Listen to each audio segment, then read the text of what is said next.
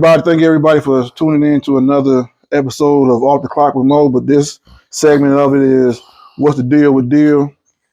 And I was, a lot of times I try to do like some current events.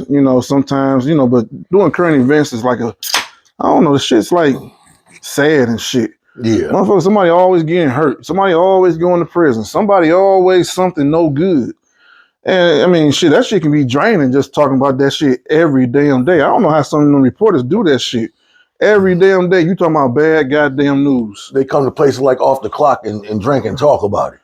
Yeah, but shit, I don't want to talk about it today.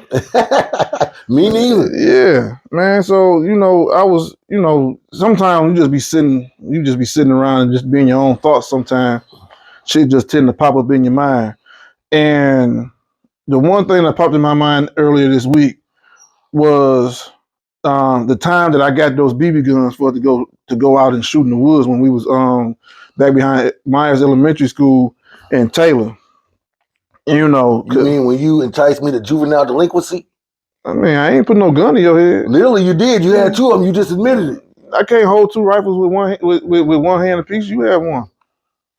Damn, you just gonna wrap me up? Yeah, I mean, shit, you tried to do it. Yeah, you tried to do it. I'm gonna take this toast before I get to the rest of the story. Please allow me to be in heaven for 30 minutes before the devil find out, because I know I ain't perfect. I'm like Marvin Sapp, shit. And I close the doors. I don't want to go down. I don't want to go down there. Close the doors. Take up an offering for me, please. But yeah, I had got those guns. I had got one of them. One of them I got for Christmas, and the other one I had got from this guy named Mike Norfolk. You talking about the one you got for Christmas? Your mama didn't want you to have? Well, how she not want me to have it? She bought it. She ain't want you to have it. I didn't put no gun in her head and said you better buy it. She the one who had the money. She didn't know what you was gonna do with that BB gun. I ain't do anything with my BB gun. Matter of fact, I still got it. Do you? Yeah, it's here now. Let me see it. Not now. Shit, I ain't about to go back there and get it now. Quit playing. You got it for real, Mo? Yeah, I still got it. And you ain't never let me see that all these years. I just remembered I had it. Did we go back and get those? You didn't. You went back and got it? Yeah, I'm gonna tell you how it happened. What go on there? Shit, I want to hear this shit. I went and got these BB guns from Mike, and one of them from Mike because I wanted to, go out there in the woods, because we used to go out there in the woods and play all the damn time in the woods, because shit, it get depressing playing in them goddamn apartments and shit. You ain't got nothing to play on but a green thing and a little bit of grass and a fucked up jungle gym that people selling dope out of. So shit, going into the woods was shit. It was something different. It was a different atmosphere where I know I couldn't run around Pine Ridge with the damn BB guns and shit. Right. I'll either be in jail or be dead, but I knew I could go in the woods and do it. And them folks back there, I guess everybody played with guns. I ain't know at the time, but all them white folks played with guns. Just seeing me running around with some damn guns, they thought I was cool. Shit. But ain't that crazy though? That from the projects, if we'd have been doing that where we was living at the time, right next door, we'd have been doing that shit there, not acceptable. We right next door, now it's acceptable. Yeah. You right about that. It's different strokes, different strokes for different folks. And so somehow we ended up going to the woods and shooting shit like squirrels or whatever the hell we was trying to shoot, rabbits and shit like that. And somehow you came up with this bright idea. Don't blame that shit on me. It was, you knew where to go. I ain't know where to go in the woods. I ain't no navigator. Shit, you still play in the woods. Hey, I might want to claim the navigation, but I'm not going to claim the deviation to what you about to tell everybody. I don't know the direction. You know the direction in the woods. You like to play in the woods. I wasn't no navigator in the woods. And let's hear your version. And somehow you got us to cross over Inkster Road, because that was the borderline of Romulus and Taylor. That was the borderline. Once you cross Inkster Road, you was in Romulus. And we ended up going to run over there in the Rummels area. That's when they just started developing them houses over there. Yeah. They just started putting it, because it was all woods over there at one point, and they had just started developing them houses over there and shit. And we walked through the woods, and you know, somebody had their house. They had ducks and geese and chickens and shit. Yeah, they had a pond and all that shit. It was nice. Yeah, it was nice. And then somehow or another, you came up with this bright ass idea. Why you keep blaming that shit on me? Because you was the one that shot him. I didn't shoot them ducks, nigga. You did shoot them. I didn't even know how to shoot back then. Man, I ain't trying to. I didn't even know how to shoot back then. You was the one always bragging, talking about something, how the Army wanted you in the 6th grade and shit. You knew how to shoot. I didn't know how to shoot. You knew how to shoot. I couldn't hit the broadside of a barn back then. But you was shooting the ducks. But lucky enough, I was aware. Okay, here we go for real. Yeah. So I'll give you this. What'd you give me? I'll give you this. You spotted the police before I did. Yeah, I did. Because I was shooting, but I wasn't shooting the ducks. What were you shooting in? Remember, it was that sand bank right there. So I was trying to scare the ducks. You was the one that was shooting them motherfuckers.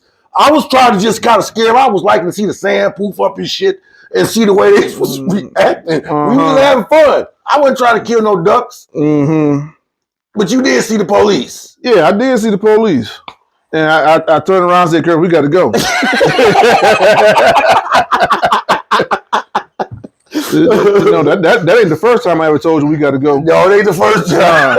I'm gonna get to that one too. No, that might have been the first time. The other time. Oh yeah, the last time. This time was bullshit. The second time was serious. No, both of them were serious. Yeah, both of them were serious. And you know they didn't have. They was just putting them houses up, so no one had gates. Yeah. In their backyard, so we was able to run through the backyards, and them houses didn't have basements. They don't have basements, so we was able to get the BB guns, lay the BB guns like right underneath right at the foundation of the house. Yeah, and buried it with leaves. Yeah, we buried it with leaves, and then because it was somebody that it looked like a damn farm almost, but they was just a house with a lot of property around it, and they had like an 8-foot fence dividing their shit. And somehow, we messed around. I don't know how we went over an 8-foot fence and the police didn't see us. You missing the best part, nigga. What's the best part? The best part. I mean, I didn't get to that part yet. No, you missing the best part because you already got to the fence, nigga. What best part? The best part. He don't want to tell the truth. What best part? How we really got away.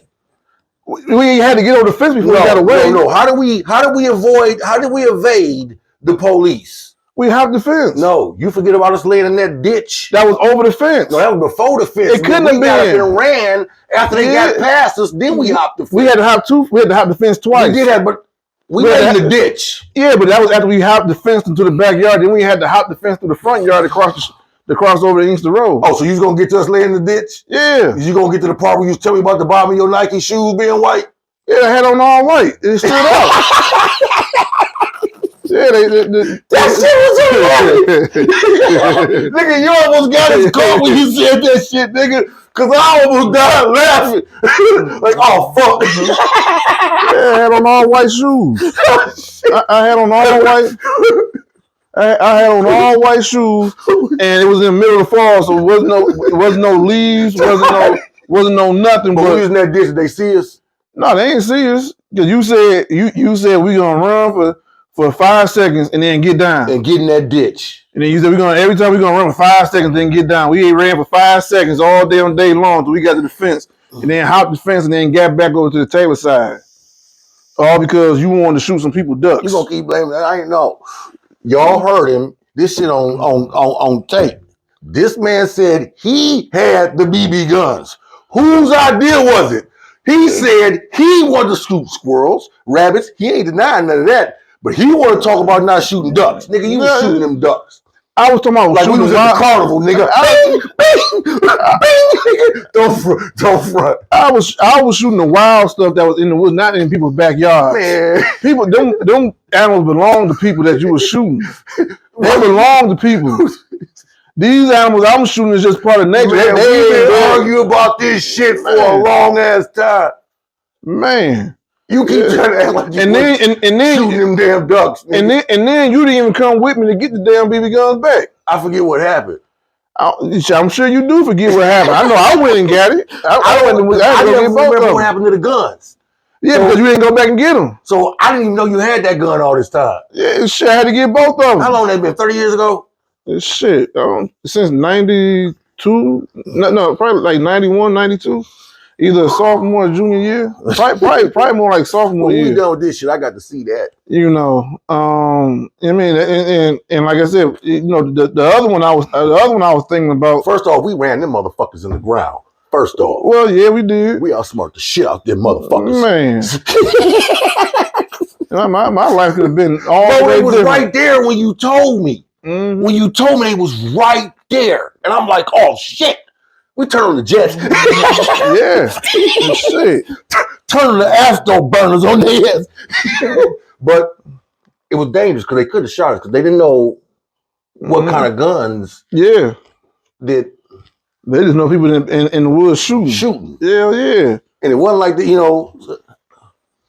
It was fun. It's making for a good story. Yeah, that is show enough, did. That it did. We went straight military on that. Yes. I mean, it was, you know, that's also sometimes what I tell people all the times, you know, they get caught up doing shit. I mean, I ain't no different than you is. You just got caught. I didn't. That's the only difference. Shit, I could have been in juvenile. I could have been in a juvenile treatment facility some damn way they call juvie. Hey, we got caught.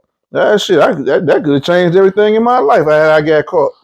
You know, and then you know, it was the other time. This the last story I want to touch on. It wasn't funny then, but it's funny now. Your sister don't like to hear it. Okay. She my sister too, but I'm told she your sister right now. That's fine. But she don't like to hear this shit. I understand why. Yeah, but you know, but shit, that time your ass, well no, cause I stayed with y'all for the school year. That's when DeAndre got killed. Yeah, I stayed with but I had already went back home by then. Did you? No, I didn't. Yes, I did. I did. When you at the house when DeAndre got killed, me and you was in my room, right? Yeah, we was in your room. All right. You know, and your mother always says, leave them damn girls alone. I used to hate it because you used to sneak over and I ain't like that shit. I ain't never sneak over there. Please. What are you talking about? I'm telling. We grown as fuck. I ain't sneak over there. Yo, sneaking behind the bush ass nigga. Whatever. Man, I ain't trying to hear that you was dating April, Lori's roommate. I wasn't dating her, April. I wasn't dating none of them. I ain't date that woman. Shit, she had a damn daughter down near my age. Mo. I didn't date that. What is your definition of dating? Matter of fact, what is your definition of dating? So let me say this. I'm like a sophomore in high school. All right, so let me say this. You wasn't dating her. They was actually kind of pimping us. Because they was older than us. Okay. And they was usually dealing with dope boys. We wasn't no dope boys, none of that. And they was older than us. I forget how much older they was than us. Well, shit, they had their own goddamn apartment. Yeah, but your ass used to sneak over there, nigga, don't lie. I used to be in my window watching you mad than a motherfucker. You know what I'm saying? I used to go downstairs and tell my mama, call Miss Dillon. Maurice ass over there right now. I don't. You over there right now, damn it. I don't recall sneaking. Probably over there knee deep in some pussy, mama. You go over there, you get his ass. I want to tell, Mo. I don't recall ever sneaking over there, but I do remember. Nigga, I remember you used to steal a car to go get pussy, nigga. They ain't. I don't remember ever sneaking over there. That's not saying that I didn't. I don't remember ever sneaking over there because, like I said, I stayed with you for a whole school year, and your mama always said, "Don't go over there, don't go over there, don't go over there." Because we went over there one time, and she ain't like us being over there. They used to let her come over to the house and visit me, but they didn't want me over there in her house. Because Lori used to come over to the house all the time. Even after DeAndre got killed, Lori used to still come to the house to see me. Oh, okay. Well, I just know because she had a baby. It's just like damn near a newborn baby. I think she was a little white girl with short blonde hair. Did she have short blonde hair? She was Billy Hunt's baby mama. Oh, she was Billy Hunt's baby mama? That was Billy Hunt's baby's mama was Lori. Oh, okay. And I forget what the other girl looked like. And we used to always want to go over there, and then somehow I don't remember what all necessarily happened, but somehow we ended up being able to go over to my house and watch Boys in the Hood on TV. I think it was Boys in the Hood on TV. We called ourselves dating them, and the only way that we could be around them was with adult supervision. So my mama and your mama allowed for us to come over your mama house so we could be supervised. Well, yeah, I guess that's what happened. All I know is normally when we would go from Pine Ridge to Amblewood, we would hop the wall. But this time we weren't able to hop the wall because somebody so-called dating girlfriend had a baby. And for some reason, you know, Curtis love all these goddamn babies all the damn time and shit. You call everybody. Don't be mad at me. I ain't mad at you. I ain't hating, but he always wanted to have a damn baby some goddamn where. So we walking back home. we walking back home. Well, we couldn't hop the wall. We had to walk around through the houses to get over to the where Curtis stayed at was in Amberwoods. So as we walking, you know, it's one family over in that neighborhood that's like the only black family over in that neighborhood in the houses. We used to call it the houses because it was mostly all white folks that lived in the houses and all the black folks lived in the projects. But it was one family that lived over there that wasn't white. Or they was mixed. Their father was black and I think their mother was white, but I can't remember if the mother lived with them or not. And we walked by, we saw both the girls.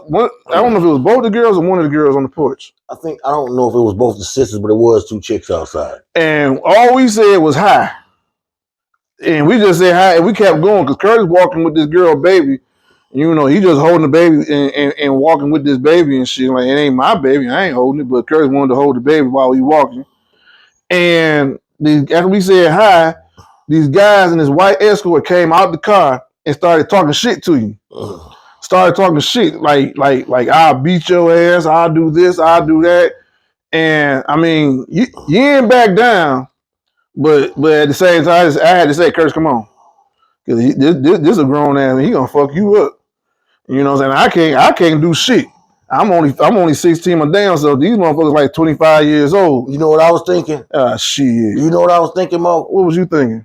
If he let me get close enough to touch him, I might not be grown, but I can put grown niggas down as a kid. Okay. So I'm thinking that if I get close enough to him, because he not expecting it, and I'm gonna unleash thunder on his ass. And I knew that if I couldn't do it in one shot, there was gonna be a problem. But I saw the gun. So I saw the gun, and I'm like, oh shit. So I'm really thinking like, because we got this baby, we got these two chicks, and I got my nigga here.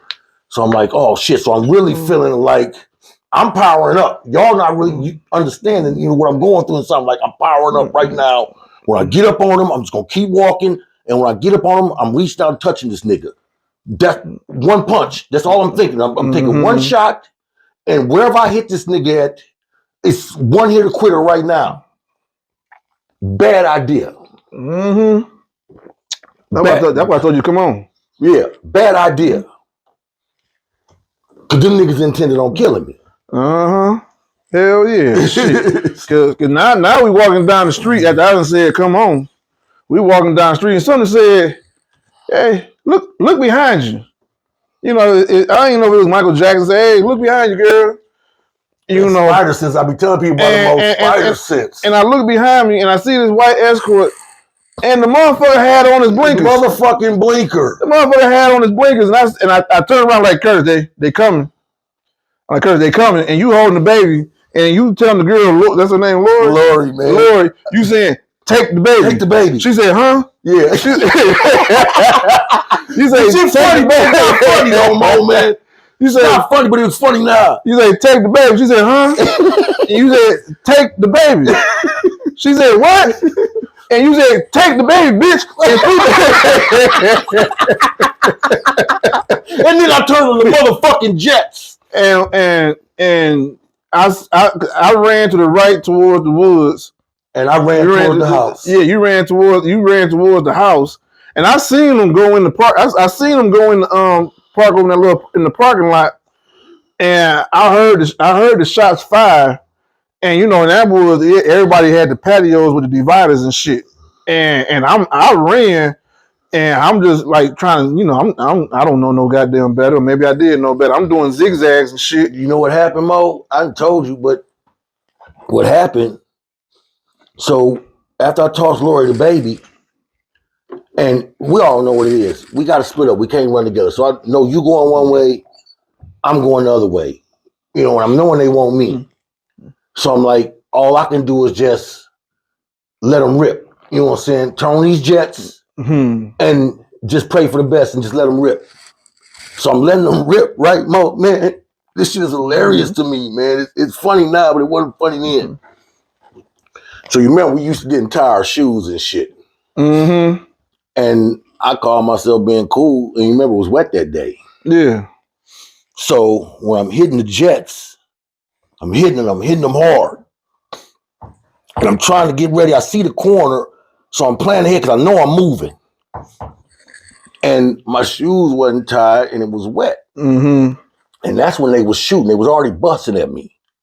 And my shoes came off while I was running. I slipped and fell. Hell no. I did the in the water right at that corner. They thought they had got me. I heard them jump out the car, and I heard my man like, I got his ass. And Mo, I swear I saw the bullets hitting the wall when I fell. I'm like, oh shit. So I hop back up. You know, when I hear him coming, I hop back up and I turn the jets back on. Boom. I'm going, right? Mo, your mama, we all laugh about it, but it's the truth. I know I got jets when I got to. Man, I was running so fucking fast that I ran past my own door knocking. No, I remember that. And I couldn't slow down, baby, because the jets was in full blast. Nigga, the jets was in full blast. My daddy coming, he look at the door, see what the fuck going on. I had to turn back around.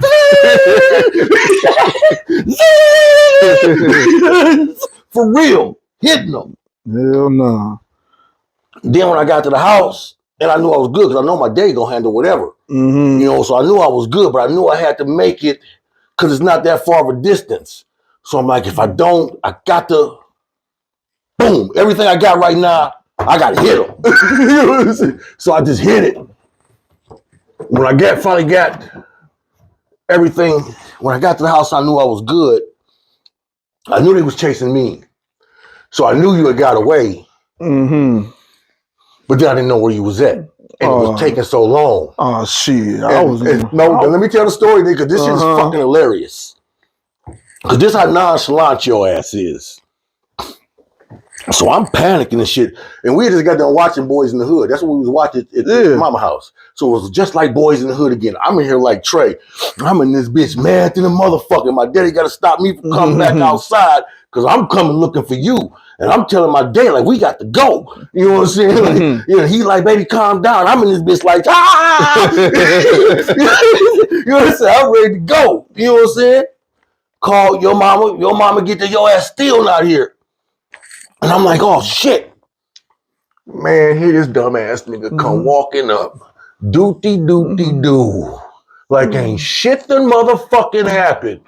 And what this nigga tells me, he say, man, nigga, you know, you say, man, I was hiding in the woods. Yeah, I was hiding in the woods. This shit had me dying, dude. He was like, man, I was hiding in the woods and mosquitoes was eating me up, tearing me up. I wasn't gonna slap not one. I wasn't gonna make no move. Man, that shit is hilarious, bro. I wasn't slapping shit. That shit is hilarious. I think I even had a skunk walk by me in the woods because right there in the woods, it was like a small patch of woods because it was amber woods right there. It was a little patch of woods, and then it was somebody's house right on the other side of them other trees. That shit's hilarious. And I ran in there, and I ain't, man, shit. I was getting ate up by the mosquitoes and shit. You did it for a long ass time. Yeah, and I ain't slapped nothing. And what it was I saw the Taylor police car come through. I'm like, well, shit, these motherfuckers shoot while they here. These some bad motherfuckers. Because we had to call the police, but your mama had already got to the house. Yeah, because they had already called, and that didn't help Glory and April's situation either. Because they're like, y'all told these little bitches ain't no good, and y'all got motherfuckers shooting at you and shit. And I'm like, how you even doing that? She ain't do nothing but run like a motherfucker. Shit. Hell yeah. All them track classes y'all paid for came in handy today. Hell yeah. Shit. But I mean, that's just you know, I mean, it's great to be able to look back at, you know, some of that shit, you know, and laugh at it like you said before, and you know, but at the time, you know, that shit was, you know, that shit was serious. It's so serious to this day. Your sister don't like to hear. Man, you know, they, you know, I can look back at the shit and laugh at all type of shit now. You know what I'm saying? Funny to me now, man. You know, because one reason why I can do it is because, you know, shit, yeah. Shit, I survived. I'm shit. Still here. Yeah, I made it. You know what I'm saying? You know, they don't like, you know, you be surprised I even like dogs and shit. You know, I've been attacked by the same dog 2 times as a kid. You know what I'm saying? Nigga, you ain't gotta tell me. I seen your ass run from a dog. You was trying to trip me, nigga. I don't trip you when? When we was over on the white side, on the other side of Pine Ridge, in them houses, when you saw about that white boy come out and challenge you out on that racist shit. On racist? I'm talking about you over on Wellington, whatever the street is on the other side of Pine Ridge. When we go through the creek and come out over them houses, we was over there that damn day. We was walking, and the motherfucking dog came out running. It was me and you, and we took off. And you was pushing me and shit. You was pushing me out because we was folks. I guess we was trying to get to the same spot. So you was pushing me and shit. Man, that shit was hilarious, man. I don't remember that one. Man, I ain't saying it didn't happen, but I don't remember that one. Man, that shit was fucking hilarious, man. You know, I mean, I always remember, you know, walking through them damn trails and shit. Walking through the you know, the white neighborhood over there. All the damn time, because I really started going over there when Anthony and Andre moved over there. When they first moved over there and shit like that. But like I was saying before, you know, it's good to be able to look back, you know, and reminisce and laugh at some of the shit that damn near that you could have died from. But it give you perspective, Mo. Yeah, it do. You know, when you can look at where you done came through, your delinquencies, your errors, your successes, when you can sit back and look at them and evaluate them, put them in context, it's really a beautiful thing. Yeah, it is. No, it is. You know what I'm saying? When you can look back, when you can look back at that shit, you know, and really get a true feeling of what, you know, what life really is sometimes. You know, sometimes life is all about those, well, life is about, not sometimes, but that's all life is about is ups and downs and peaks and valleys and all type of other circumstances that just create you, develop who you are, you know, as an individual. You know what I'm saying? And going through some of that stuff, just you now we covering it, you know, on topic, and you were articulating on, you just thinking about, you know, the past and some of the things, you know, we've been through. I mean, you've been through a lot. Mm-hmm. But I think about the most is that when I needed somebody the most, when my father died, that I got brothers, right, that wasn't around for whatever reason. When I needed, who was there? Same nigga we done almost died together. Oh yeah, we didn't been through the meal together. I appreciate it. Oh, I do too. Yeah, I mean, shit. I know they say, you know, one thing, you know, that people say, and your mother is the one who really took care of the funeral arrangements and to help my family, my mother, when we was going through what we were going through. Right. That's not something that can be replaced, that can be even truly expressed. Right. No, you right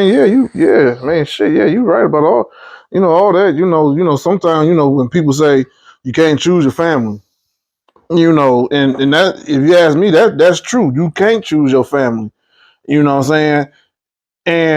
And somehow or another, some way, some shape, some form, some everything, even though you may not be biological family, you still can't choose your family. People come in for a reason. You know what I'm saying?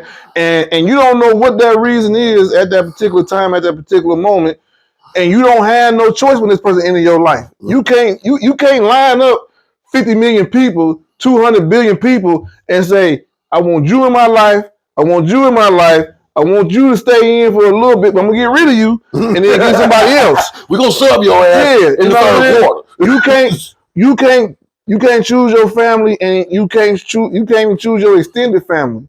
You know what I'm saying? You don't know what purpose these people have in your life until it happens. Yeah, until, you know what I'm saying? They may be there forever, they may not, but you don't have no choice in that. You don't have no choice when they come in, and sometimes you don't have no choice when they leave. You don't have no choice if you stay family for life, and then shit, you don't know who's gonna pass first. You know what I'm saying? You're gonna leave sooner or later. Either way it goes. We could be friends for 75 years, but 76. Yeah, you know, somebody gonna have to go. Yeah, we could be friends for 5 minutes and like, nah, I ain't feeling you. You got to go. You know what I'm saying? We not gonna get, you know what I'm saying? But you can't choose your family regardless of what family they are of you. You know what I'm saying? Extended family, biological family, whatever it is. You don't really have no choice in that, because if you ask me, you know, I just think God he plays these damn chess moves with us all the damn time. You know what I'm saying? And you wonder why somebody got a better rapport with this person than what you do. You may be the nicest person. You could be voted Time Magazine's nicest person in the world. But shit, you ain't got no rapport with this motherfucker. I got a rapport with, you know what I'm saying? It's just the way the world turns. It's just the way, you know, it's just the way the world is. And, you know, if you're lucky enough to have those memories and can reminisce, you know, that, if you ask me, that's a blessing in itself as well. It's an amazing blessing. We focus on the negative. You know, we glamorize the negative, and we're not really grateful for life. Mm-mm. You know, we too busy saying that it's one thing to live and it's another thing to be alive. So some of us are just cool with existence. Yeah. I mean, yeah, some people are cool with just existing. And, you know, ain't no way to live, but to each their own, I guess. To each their own. It's nobody's call. But even in saying that, you still have to have some level of understanding. Mm-hmm. Sometimes you have to meet people where they at. And like you say, you leave them where they at sometimes. Yeah. You know, and you can't choose. Some people, most people are misinterpreted in their person, especially if you not with the crowd. If you're not following the crowd, then you automatically looked at differently. Mm-hmm. And a lot of times people won't take the time to investigate to know the person. Yeah, but I think some of that got to go on what crowd are you in? I mean, shit, I think we all is placed in a crowd that we best fit in. But sometimes you want to go outside the box and try to fit into another and try to fit into something else. And it's hard to do it if that's not who you are initially, and then you end up becoming that person. It's like, all right, college ain't for me. All right, shit, neither is this motherfucking 9 to 5 shit every damn day either. Let me try this college. Let me get this college a hand, and then it end up being you. You know what I'm saying? Then you end up being what you thought that you couldn't be. You know what I'm saying? And a lot of times we don't try to be guided. We try to dictate. You know what I'm saying? And sometimes, you know, you're put in a position for a reason. But when you buck up against that reason, you find yourself having harder times dealing with certain shit. You know what I'm saying? But if you allow yourself to be guided, and I'm gonna say, you allow yourself to be guided by whatever God that you worship. If you worship Jesus or Elijah or whomever you worship, I mean, let that guide you in the right direction. Don't buck up against it. You know what I'm saying? You here for a purpose. So when, you know, like you're saying, and going back to what you were commenting on earlier, that some people only in your life for a season. Yeah. And I don't really see it as a bad thing. It can seem bad. Mm-hmm. but it's a lesson to be learned. So if you into seeing a lesson that's being presented instead of being critical of the situation in context, in context, you have to keep in context of what I'm saying. A person could be the most amazing thing where you can meet a person, and when you sit down and get to know them, the wealth of knowledge that you can get from them, and you don't always have to agree with them. And a lot of times, for me, the most obscure people, the outcast of people, the looked at differently people, when I talk to them and we develop a relationship,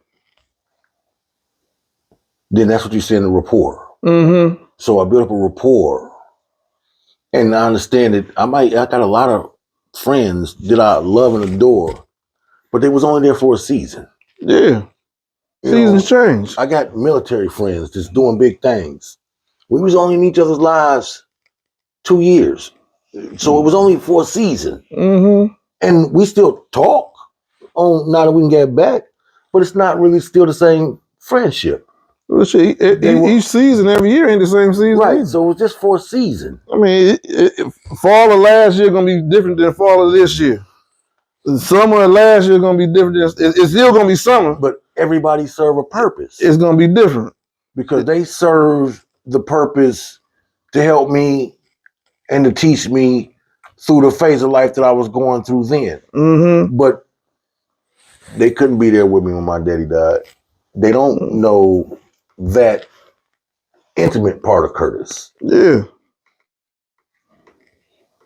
Them short-term friends, they're for a season. Right. You long-term friend. Like you say, one day one we gotta die. Yeah. Yeah. He ain't making it through you ain't gonna make it through this life alive. I tell you that much. You know what I'm saying? But when you able to share, when you able to share memories with somebody, regardless of these memories, some of these memories are gonna be bad, some of these memories are gonna be good, some of these memories are gonna be indifferent, some of these memories is gonna be like, damn, like how in the fuck? But they're gonna be memories, and it's gonna be something that you can look back on, and also be able to say, I grew from this relationship, friendship, whatever ship you want to call it, in this way because of this, that, and the third. You know what I'm saying? It's no way on God's green earth you should still be the same friend you was in 1991 as in 2025. It gotta be some growth in there. Absolutely. It gotta be some. It gotta be some growth in there. You can't be that same friend. You gotta continue to evolve. So even though the seasons are the same and they change, they always gonna be different. You know what I'm saying? I got memories of summer of '94 that ain't the same memories of summer of '89, but it's still the summertime. You know what we need to talk about? This fucking hilarious man. We need to talk about the videotape from the Freaknik. I don't know what happened to the videotape of the Freaknik. Mr. Pierre Mitchell, my friend, Miss Vicky Mitchell, my friend. Could you please remind this nigga about what happened to the tapes from the Freaknik? Shit, I don't know what happened to the tapes from the Freaknik. You don't remember Pierre left it in the video player when we got back home, nigga, and Vicky found it and called everybody woman? Oh, no, I don't remember that. Is that what happened? Good thing I ain't do anything stupid. I don't know about the rest of y'all. Good thing I ain't doing anything stupid. I wish that tape still existed. Like I said, good thing I ain't doing anything stupid. You the one walking around the land with the damn R. Kelly leather ass vest on. Hey, look, the women was loving me, so don't knock it. Okay, but they ain't see all them goddamn sweat marks and outlines on your damn back from them leather stripes. Who had all the women, Mo? Shit, I don't know. You had all the women? Man, I still got the pictures. Oh, well, shit, I don't know. I got the picture of me on the hood of the car with all the women surround me, all in the hotel elevators. Only thing I remember about you was you holding the piss bottle and throwing the piss out the window while the car was doing 90. Why you bringing up old shit? It was the same day. No, it wasn't the same day. It's shit. It was the same trip. That ain't the same day. It was the same trip. I don't know what bright ass idea you had to pour out piss at a car doing 70. Was I drunk? That still ain't no excuse. I'm just asking. You could have been drunk. I mean, shit, we all could have been drunk. Yo, selfish driving ass nigga. What? I mean, but the piss did go up your arm. You don't remember the piss going up your arm? I don't know what you're talking about. Yeah, you held it. It was a 7-Up bottle, 20-ounce bottle. It was a big gold cup. It wasn't no cup, it was a bottle. I thought it was a 7-Eleven big gold well, cup. whatever it was, the motherfucker was big. You thought you could pour it out the window. You thought Tell me how many people peed in that cup. It's shit. It was me, you, Pierre, Meech, and Rook. Yeah, Jamal. Yeah, it was 5 people. Yeah, it was 5 people in the car. Cramming a Thunderbird. Yeah, because nobody wanted to drive with Dave because Dave didn't allow nobody to drink. Is that why we didn't want nobody drive? Who rode with Dave? Quick. Yeah. Quick rode with Dave? Yeah, they went and got drinking Kool-Aid ass. And they went and got Kaya. Yeah, they did go pick up. Yeah, they went and picked up Kaya, and we had a gallon of Carlos Rossi. I mean, yeah, we was drinking Carlos Rossi. Yeah, and we were playing the damn name game. Man, I was so blowed when we got to Atlanta. When we got to the Underground Railroad, Mo, you couldn't convince me the ground wasn't shaking. I was so blowed. The train. Huh? No, the Underground Mall, I mean. The Underground Mall, there was no train there, just the mall. Man, I'm swearing. I thought I was telling y'all, like, man, the ground's shaking. And y'all like, man, your ass. And I'm like, man, the ground's shaking. Like, whoa, shit. It was a train. Was it? No, there was no train. It wasn't. I was high. Yeah, it was. I was fucked up, so. Yeah. Didn't the police show us where the weed was at? When we was stuck. We was stuck, remember? Tell me if I'm tripping, man. Didn't Chili's mama best friend? Oh, shit, I don't know nothing about all that. Was she doing security at the hotel we were staying in? I don't remember. She told us Chili's mama's best friend. Best friend. She was doing. Oh shit, that bitch could have been high. Talking about she was Chili's mama's best friend. I'm just remember. So you the one who told us this shit. I don't remember that. Because we was acting ass in the down in the lobby and shit. It was Freaknik. You know what I'm saying? So we down there, and she ended up talking to us about it. It was the first day, second day. She had told us that Chili was having a private party, and she had invited. She had told us that because it was our first time at the Freaknik, she told us, like, this is where it's going to be at.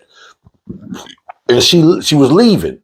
And she told us, y'all need to come now. And we didn't know because it was our first time at the Freaknik. We ended up not making it because we were stuck in traffic. Because the traffic was because it was the Freaknik. We didn't know.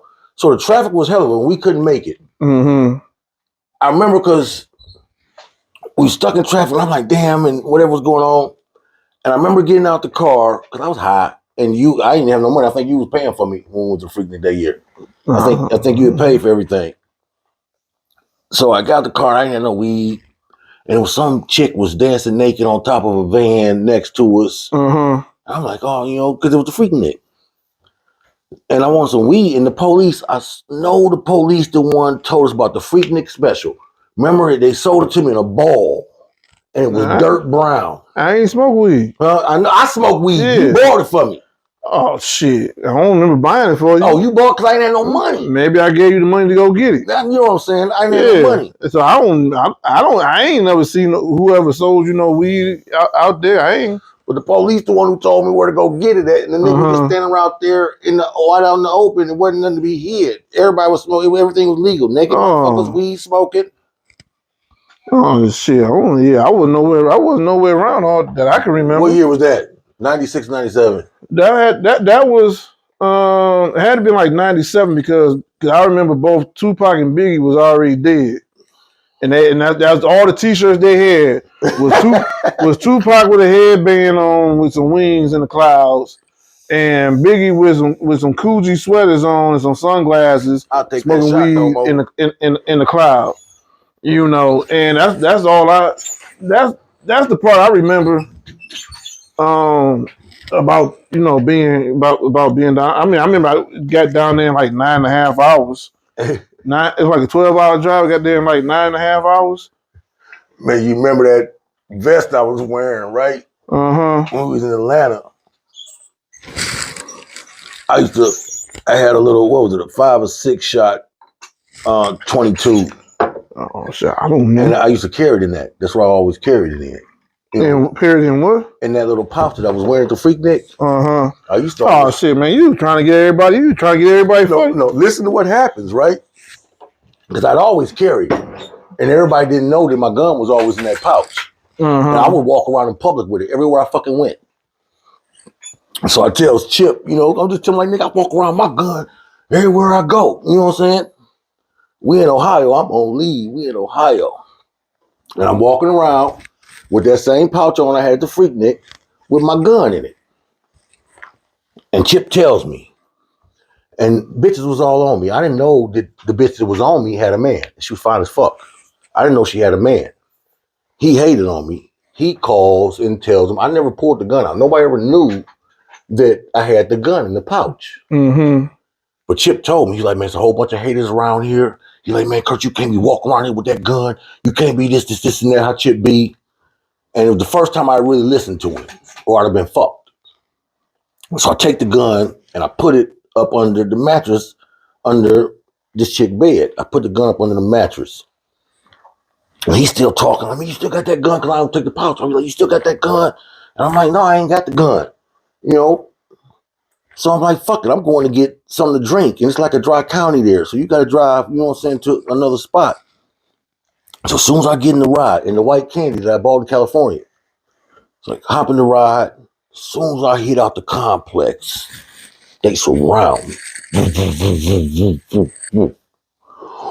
Where's the gun? Where's the gun? We heard you riding around here when you walk around here with a gun and you doing this and that. Mm-hmm. And I'm like, because I know I ain't got the gun on me. So I'm sitting here like, I ain't got no gun, but I know what they talking about. Uh-huh. I'm like, I ain't got no gun on me. But that same pouch that I was walking around there with, man, I used to walk off all day. Mm-hmm. Every day, I never left that pouch. Mm. You know which gun I'm talking about. No, yes, you do. We went to the gun range with it. That's the one I took to your daddy's house. Shit, not long ago that was. Don't make me lie. Shit, I don't remember what gun it was. Don't make me lie to you. What gun was it? The little small 22. I don't remember, it was a 5-shot or 6-shot. It was a revolver? It was a revolver, because that's all I ever carried was revolvers. I ain't never remember we've always had a discussion. I ain't never liked no automatics. I always like revolvers. Hell no. You riding around in Ohio with guns. Man, when your ex-wife, when she had the party at her house in Outer Drive, I told you what happened. Same gun. I leave the house from with you and Mimi at Dot House and E-Course. Mm-hmm. And I had the gun on me then. You didn't even know I had the gun on me. I had the gun on me then. I was drunk. So I took the gun out and I put it on the seat. And I had all the bullets on the seat. I got to 4th Street and Outer Drive. And the police hit me. Whoop! I think I remember you telling me about that one. And I had the gun and everything out on the seat. And I'm like, oh shit. And all I could think was, just throw your shirt over it and stay calm. Mm-hmm. Hell no. I think I remember you telling me about that one. One time. I think I remember that one, but shit, nah, I ain't shit. I don't know if I ain't never had no stories about no guns and shit. Not that I can remember. I used to care, but nobody ever knew. Oh no, I ain't do all that shit. I think the closest I had was when I first bought a gun. Cause back in the day, you had to get a purchase permit. And I remember one time I went, got a purchase permit, and it was a pawn shop over there on Eureka and Telegraph. And I bought my first gun from there. It was a 380. It was a 3. I remember it. Yep. It was all black. We took both those guns to Brian Frederick's daddy's gun range in Inkster. We used to go shoot them. Oh, okay. Yeah, I remember going to Brian Frederick's father. Yeah, to the gun range. Yeah, and shit, you didn't make me forget what I was about to say. I got the gun, and then I ended up catching up with Courtney one day. I think Courtney had just came back home. He had just came home for leave from the Marines, and he wanted to go get one, but he couldn't get it. And he couldn't get it. He couldn't get it. He had some shit on it. He said he couldn't get Courtney didn't need no gun. Nah, hell nah. And they knew it too. Yeah. That's why they told his ass no. Hey, no. See, people would think, because I always carried a gun, but no one's ever known it. So you would, because I've never felt the need to have to pull it out on nobody. And I never felt like I could flex or nothing because I have this gun on me. It ain't never been, just because you have to be disciplined. Yeah, no, you gotta be disciplined on the gun. You can't have no short temper with no handgun. You would think as short as my temper is, that I wouldn't be able to carry a gun. Cause you sure can't handle. You can't have a short temper with a handgun. That's one thing my father always told me. You can't have a short temper with a handgun. It's too easy to pull out. Too easy. And your whole life can be just gone just that quick and that fast. As fast as you pull that gun out, just as fast as your life can change for the worse. It's nothing to do. It don't take a man. It don't take, nothing to do. To me, that's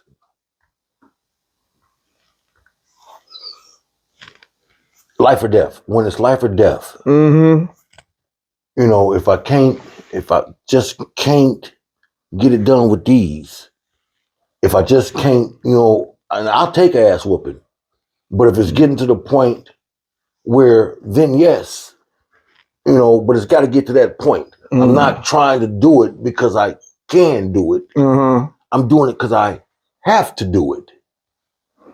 And I had to tell my son, because he wanted to get his gun permit. Well, I told my other son, he more like me, but both like me.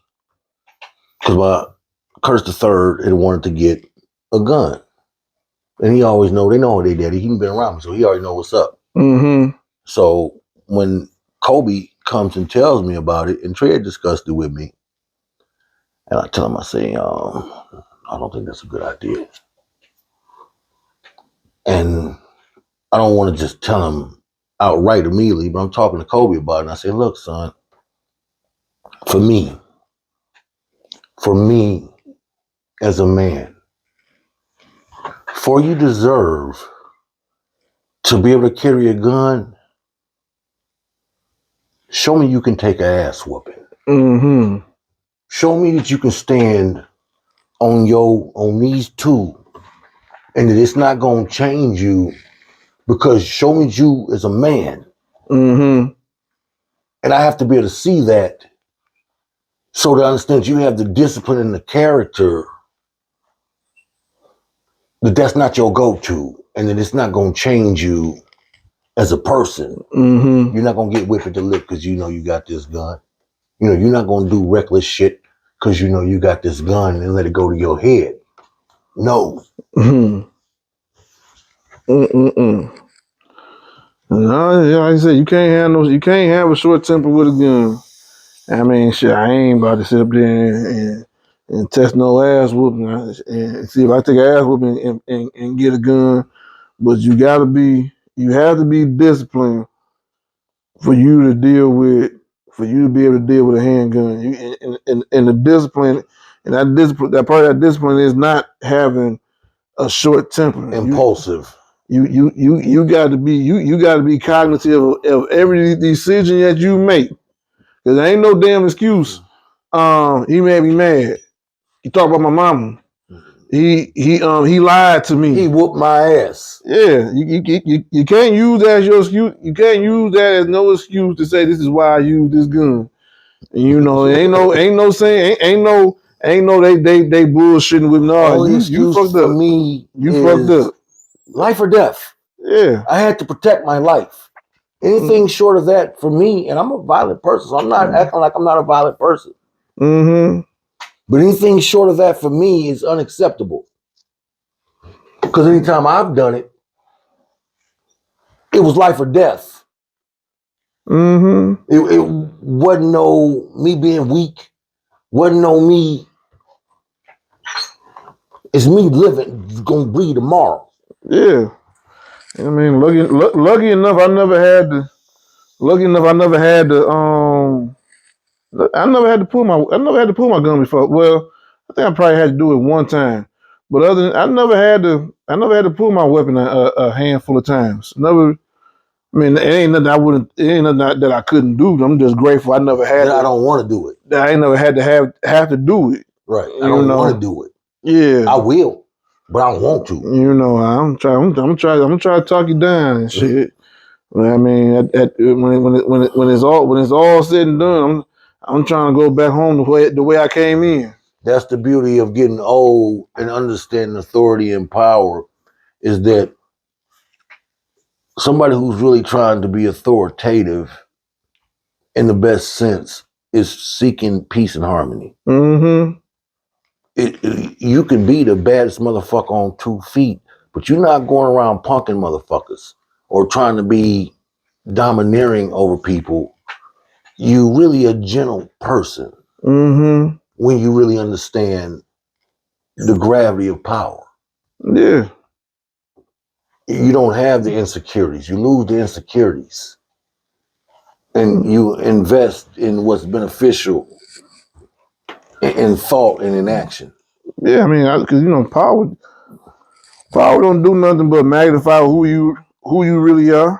That's what power do. Just magnify who you really are. Shit, if you was an alcoholic and all you drunk was Parmesan, when you get what comes with that power is money. So now you don't go from Parmesan to some of the more expensive drinks. It's just and if not the drinks, drugs. Yeah, and if you somebody that's giving, you gonna be allowed to give even that much more now. You gonna talk about me while I'm sitting here?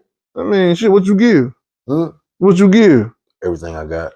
Oh, shit, I guess I'm talking about you. Okay. Yeah, I'm just checking. You know what I'm saying? you got money.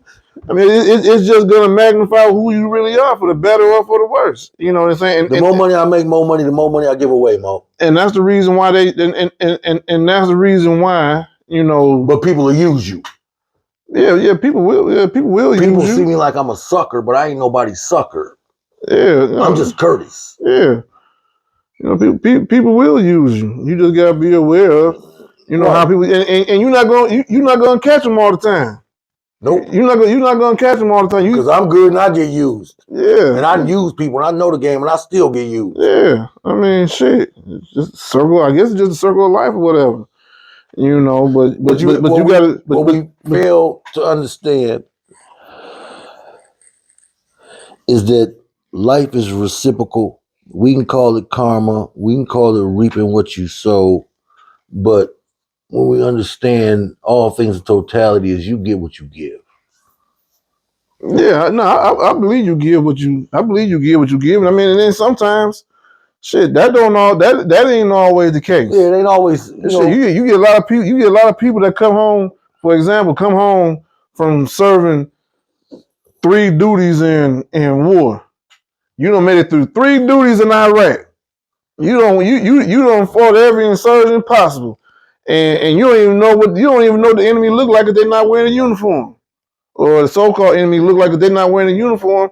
And then you come home and then you die from somebody on your own homeland. You come home and this happened to you. It be for me because you just don't know. Because I am a vet, and I look at what it takes to do it. The sacrifice that it takes to do it. Mm-hmm.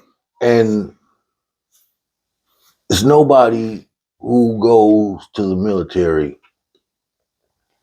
and comes out the same person. Mm-hmm. It's just like nobody can go to prison and come out the same person. Mm-hmm. Nobody can go to college and come out the same person. So it's not like it's something just necessarily exclusive, but it's an exclusive club because everybody doesn't do it. Mm-hmm. The men like that, and I've served, but I don't count myself as one of them. Mm-hmm. Because when you sit down and you talk to these men, like I used to go to a PTSD group, veteran group, right? To talk about shit that ain't nobody fucking business. Mm-hmm. Again, with people who you can talk to it about. And to hear, I live in the backyard of one of these men. Mm-hmm. Paratrooper, killer. Yeah. Certified. I live in his alley, not necessarily his backyard. I live in his alley. Mm-hmm. Fucked up. But not fucked up. What you mean fucked up and not fucked up?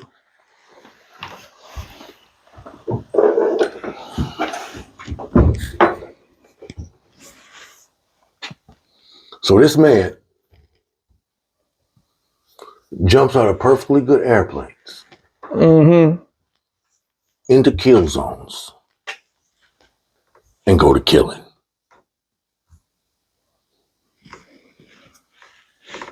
How do you reconcile that?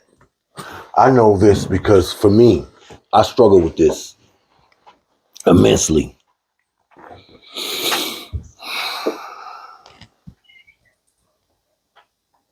So I was on the ship when they bombed. I was on the guard ship when we bombed Bosnia. Mm-hmm. Right? So how minuscule my part in it was or is does not negate my participation. So to go from watching missiles shoot off a ship and watching these missiles shoot off the ship and we partying, because we killing motherfuckers, no doubt. How you partying and killing people? Because we're on the guard ship. Mm-hmm. So the Normandy is shooting off these missiles in the Bosnia air defense. We clearing out the shit because the shit was bad, according to what they were saying. I don't agree with everything. I won't even get off into that. Because I didn't agree with none of what was transpiring. But how you party and Let me explain to you. That ain't got shit to do with shit. Let me explain to you. So I got pictures too. So it's battlefield. So we in battle formation. So we got all these ships here. Warships, all of us here. My job, I've explained to you on the previous, podcast that I was on a death ship. So it's our job to get our ass shot. That's our job. We the ones that handle all the main communications. We attached to the head boy. So we already know what we're going to do. It was they don't want to call it war, but it's war. It was supposed to be a peace aid, whatever bullshit. So the Normandy is shooting off these missiles. I'm on my ship, the USS South Carolina. But we all out here because we 50 miles. We 50 miles from anybody. We did find a Russian sub. A Russian sub was there. I talk about it because this ain't classified. Mm-hmm. They wrote books about the shit. So, because it was big world shit. We don't understand what really transpires in the world. So Russia was there snooping. They were there snooping. My homeboy spotted them. They wrote a book about this shit. My homeboy spots him. He's a signalman. That's other shit. So when we shooting off these missiles, not my ship because I wasn't on the attack ship. I was on the guard ship. So I'm the one handling the communications because I'm the communications guy. So we're the ones handling all the communication. I know exactly what's going on. So when they're shooting off these fucking missiles, Captain Gaffney, I love Captain Gaffney. And I explained to you about morale and how shit was going. Mm-hmm. And him as a leader, because we had to go through a hurricane. People died and fell off ships, off the American aircraft carriers. It's all documented. It was bad. So because morale was so bad and, people struggling, we had been out for a long time. So when they were shooting off these missiles, he's playing, because we have a speaker system on the ship. It's called the 1MC.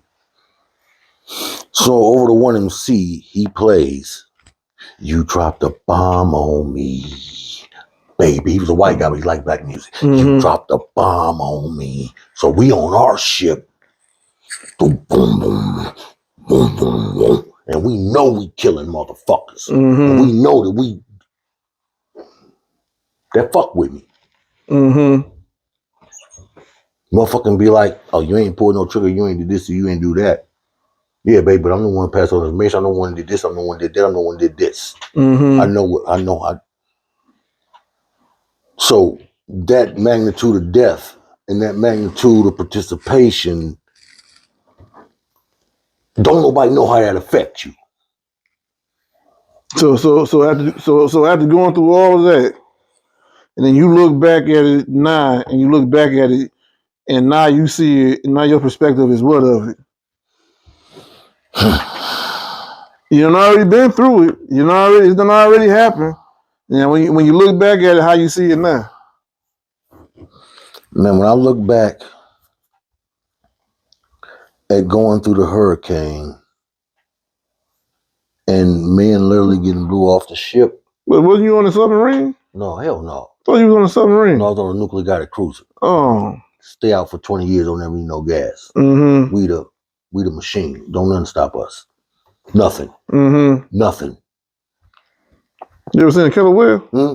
Blow that bitch to smithereens. You don't want to fuck with us. You kill a killer whale? Man, we kill everything. Why you kill a killer whale? Look, Mo. The killer whale ain't done nothing. On some of these ships, that's what I was telling you about power. Don't even kill people. Why y'all kill the killer whale? A captain of a military vessel. Y'all killed a killer whale.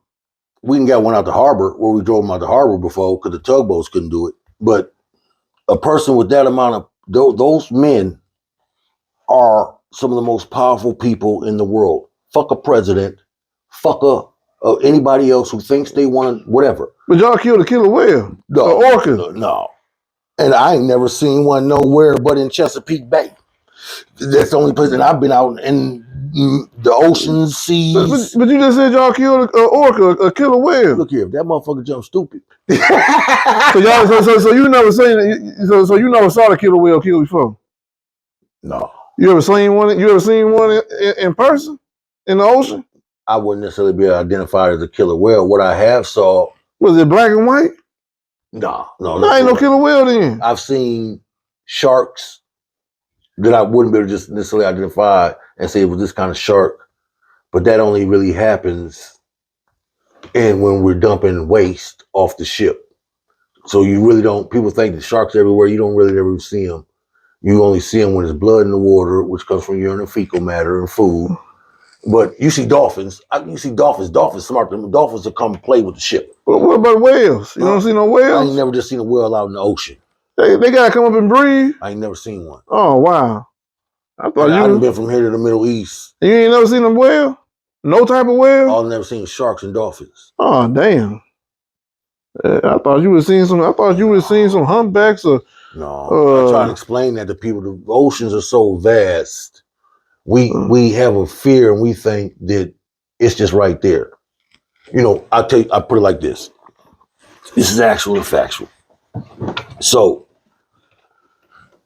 we were doing a military operation before we ended up going to Bosnia, right?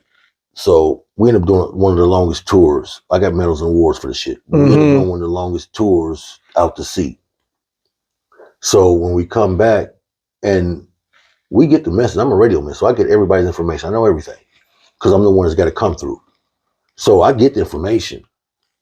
And by me being the lowest dude on the totem pole, I get all the doodle jobs. So I'm getting all the information. I got to go do an extra radio job. So it tells us, the order tells us that y'all got to go, basically. I'm just summarizing it. Y'all got to go. We know this is a hurricane because they're locking everything down and saying what's going on. So we know it's a hurricane. I'm like, fuck that. Y'all got to go. Well, I'm on a death ship. So they don't send out the whole fleet because it's a battle group. They send out the motherfucker whose job it is to go see if they can make it. And that's us. So they send us out here and we make it. I'm talking about on that same 1MC, that he was playing You Dropped the Bomb on Me on? Mm-hmm. On that same 1MC, a chaplain praying continuously because we were getting tossed around, literally walking on walls, getting slammed around in the middle of the motherfucking ocean. So we get through. We make it through. We happy than a bitch.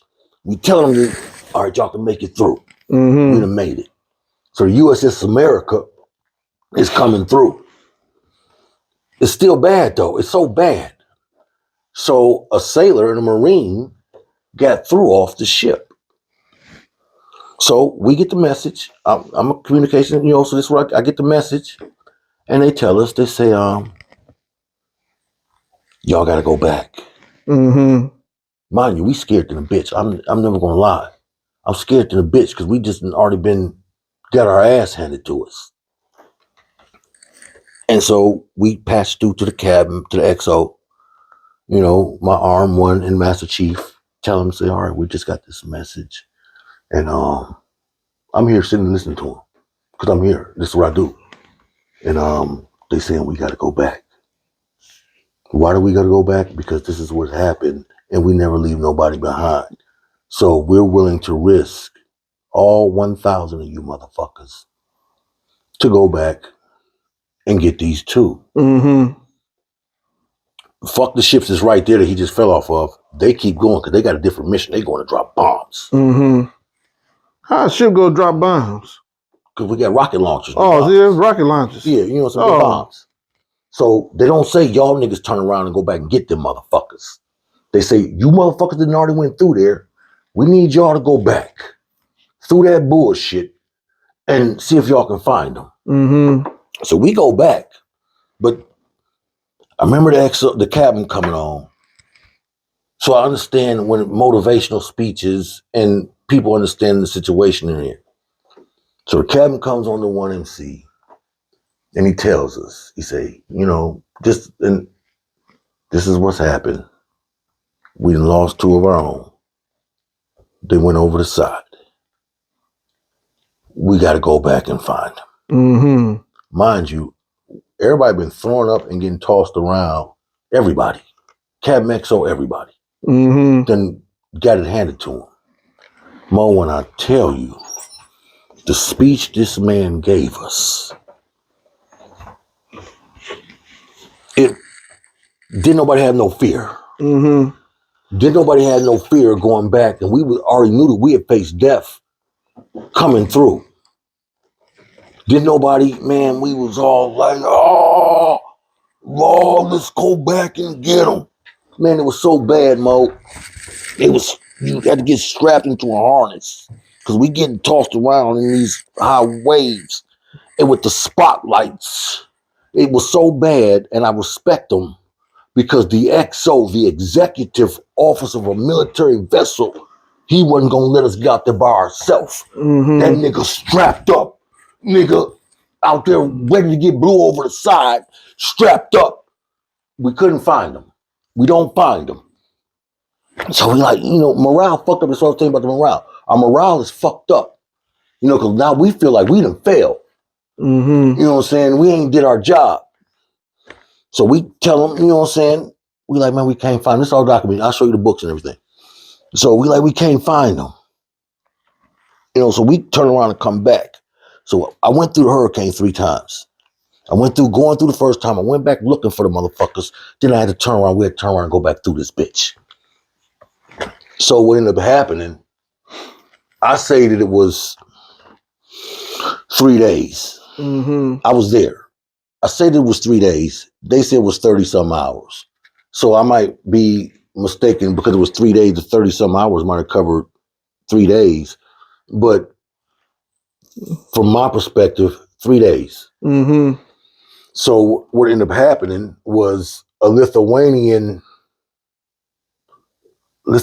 tanker or a Lithuanian supply ship ended up finding the Marines swimming in 20-foot walls of water. Oh, wow. This is all documented, bro. Mm-hmm. Swimming like a motherfucking champ. Out in the middle of the ocean. Out in the middle of the motherfucking ocean. Mm-hmm. No life preserver. by his motherfucking self. Fucking getting it in. Right. Shit.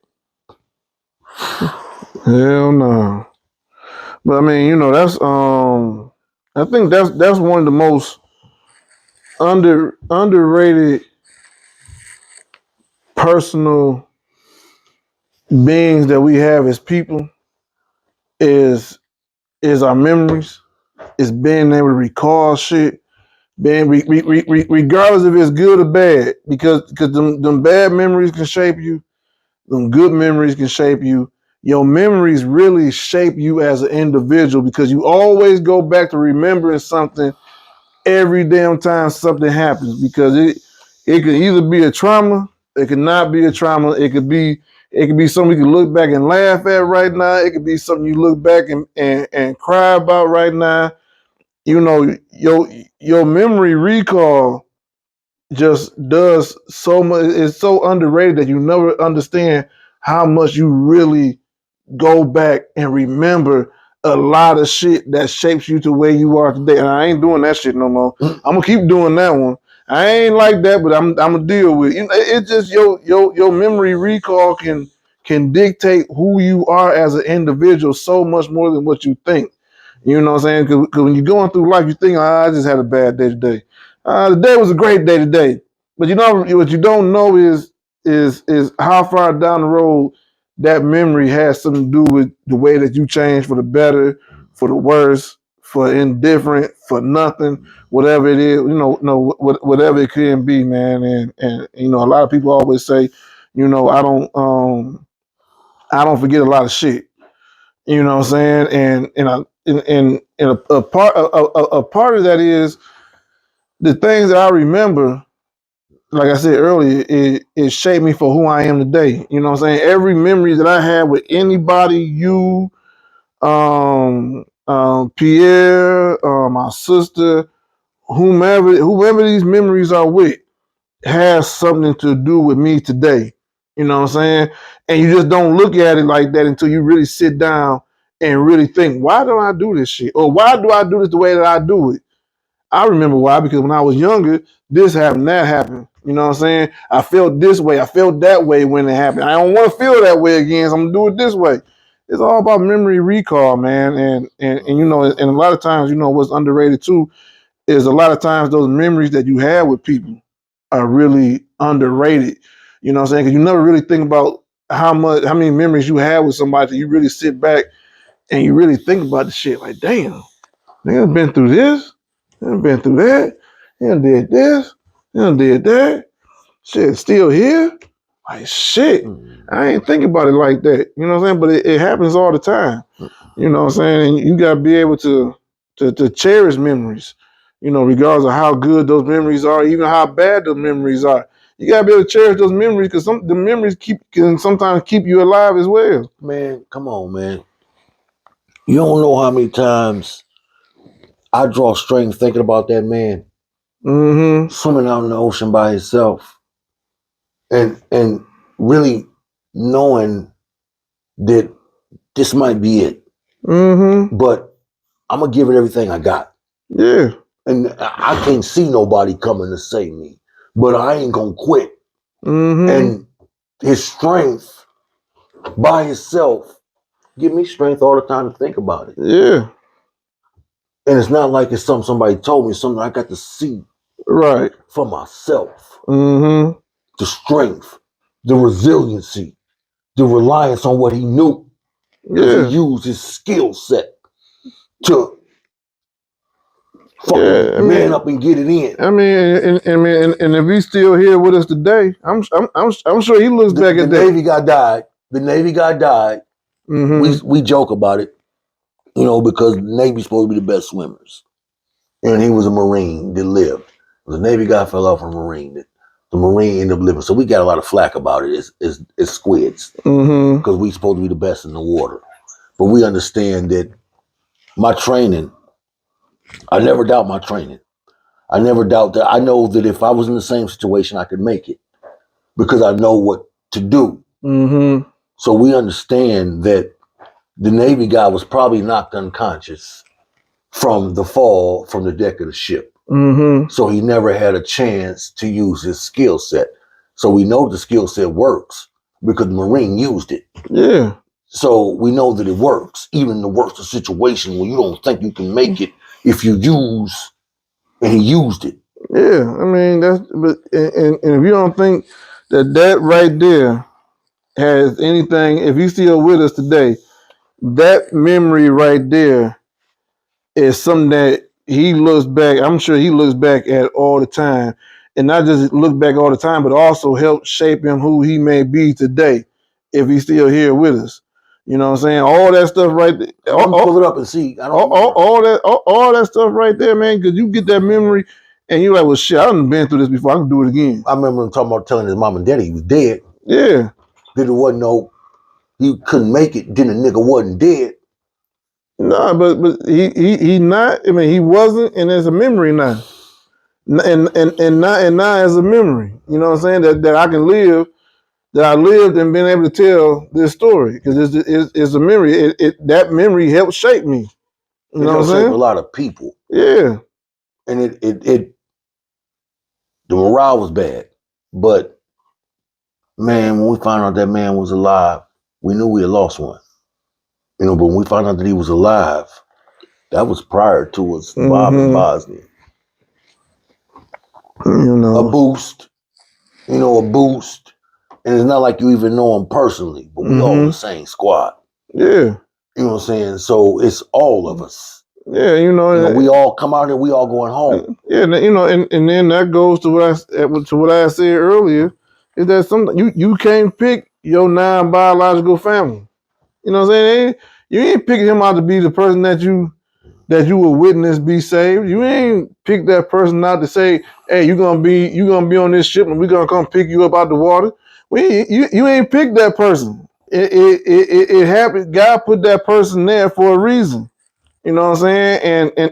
And that reason could be anything. That reason could be looking back at this person that didn't give up and continue to fight on. Well, shit, if he ain't give up, I can do it too. With everything against it. You know what I'm saying? And you may want to give up, but you remember, this motherfucker ain't give up. I ain't gonna give up. You know what I'm saying? He fought. I'm gonna keep fighting. If it wasn't for that memory, you may not keep fighting. You know what I'm saying? That helped me to fight.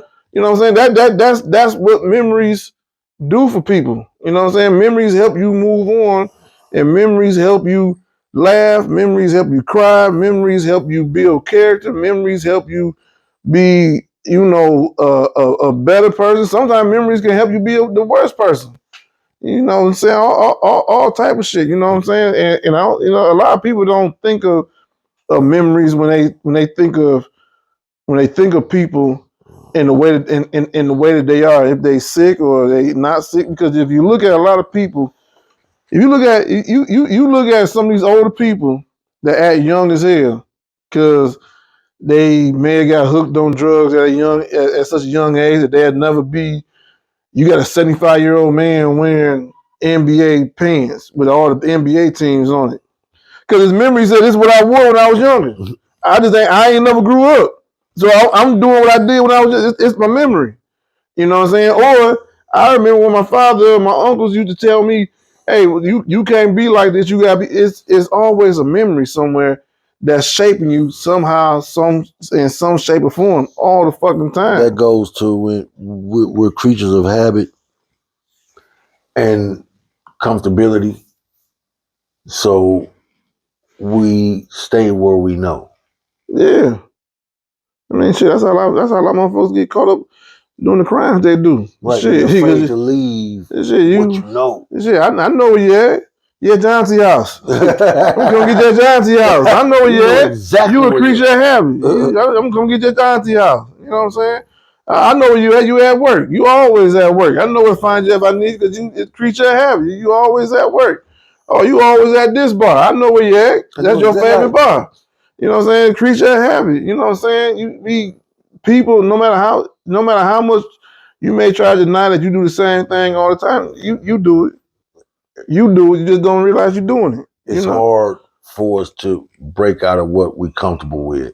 Yeah. I mean, the fear of a failure, You know, the fear of skepticism and ridicule.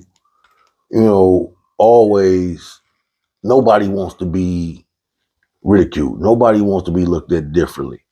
So we tend to, whether it's good for us or not, we stay where we know. Mm-hmm. You know, we can even know that it's not good, but it's comfortable. Yeah. I think people got to get used to. I think some. I ain't gonna say some of the most successful people, but a lot of people that take chances. I mean, I guess that's just what it is. You know, they took a chance. They ain't care about somebody ridiculed me. They ain't care about how somebody looked at me. They didn't care about any. You know, they didn't care about any of that. But the one thing that they did probably care about was their memory. I think Shit, I that think my daddy did it. If I'm gonna try to do it too. the best thing that we could do just individually,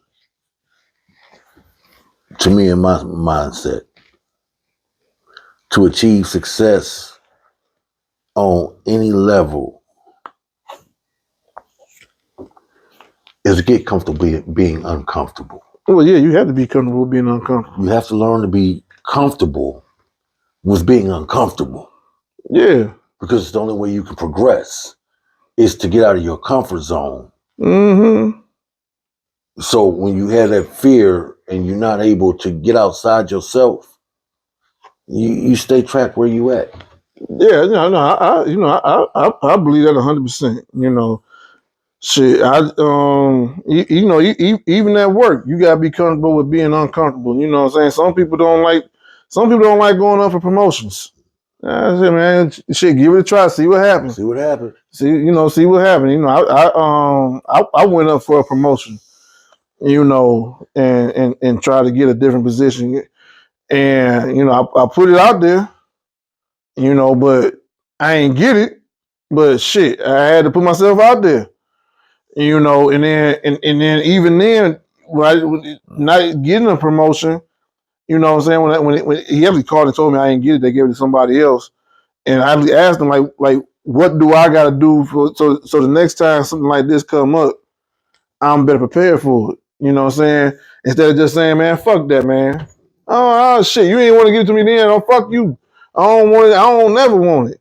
Nah. What do I need to do better to make sure I get this promotion the next The time next time. I put in for it? And that's gonna be my memory again. You told me in the back of my mind, in my memory, you said to do X, Y, and Z to give me to give me a better chance of getting this promotion instead of getting in my feelings and saying, "Nah, fuck that. You just hating on me because I'm black. Nah, fuck that. You just don't like me because of this. Nah, fuck that. You don't know what you talking about. You stupid." Nah, you gotta go. Sometimes you gotta go a different route. You know, it's more than one way to skin a cat. It's What can I do better this next time? what can I? So, just from my experience, right? So, you know, when I come out of prison, you know, then my options were limited, and I was running to acquire whatever I was trying to acquire, but hindered. And I looked around, not lucked around necessarily, but looked around. I got a damn good job. You know, I was office management for McDonald's. So I was managing their properties and maintenance of their properties. I ain't gonna just get no number, but let me say I was making good money. Mm-hmm. But by far more money than anybody else I knew was making. And with the potential to make more. But I decided to start my own business. And I never had a business before. So I was scared, and it was hard to walk away from damn near $100,000. Because that's really what I walked away from. But I said, damn it, I think I can do it. And people was looking at me crazy. You know, like, who walks away? You're lucky to have this job. You're a felon. And you making this money, you're just going to walk away from it. Mm-hmm. I said, let me get out of my comfort zone. I see what business is. Let me shoot my shot. Mm-hmm. Win or lose. Let me shoot my shot. Give it my all. Take my lumps. And learn. If it works out, hell yeah. Right. If it don't, hell yeah. Because I'm going to learn. I'm not afraid to take the lumps. Mm-hmm. So trusting and get out my comfort zone. It was hard as a black man, felon, to go and say that I'm a businessman. Mm-hmm. And you're going to respect me as a businessman. And I'm going to conduct business. And I'm going to jump into this arena that I have an idea, but I haven't been able to utilize it. Mm-hmm. So now I'm going to shoot my shot and utilize it. Far out my comfort zone.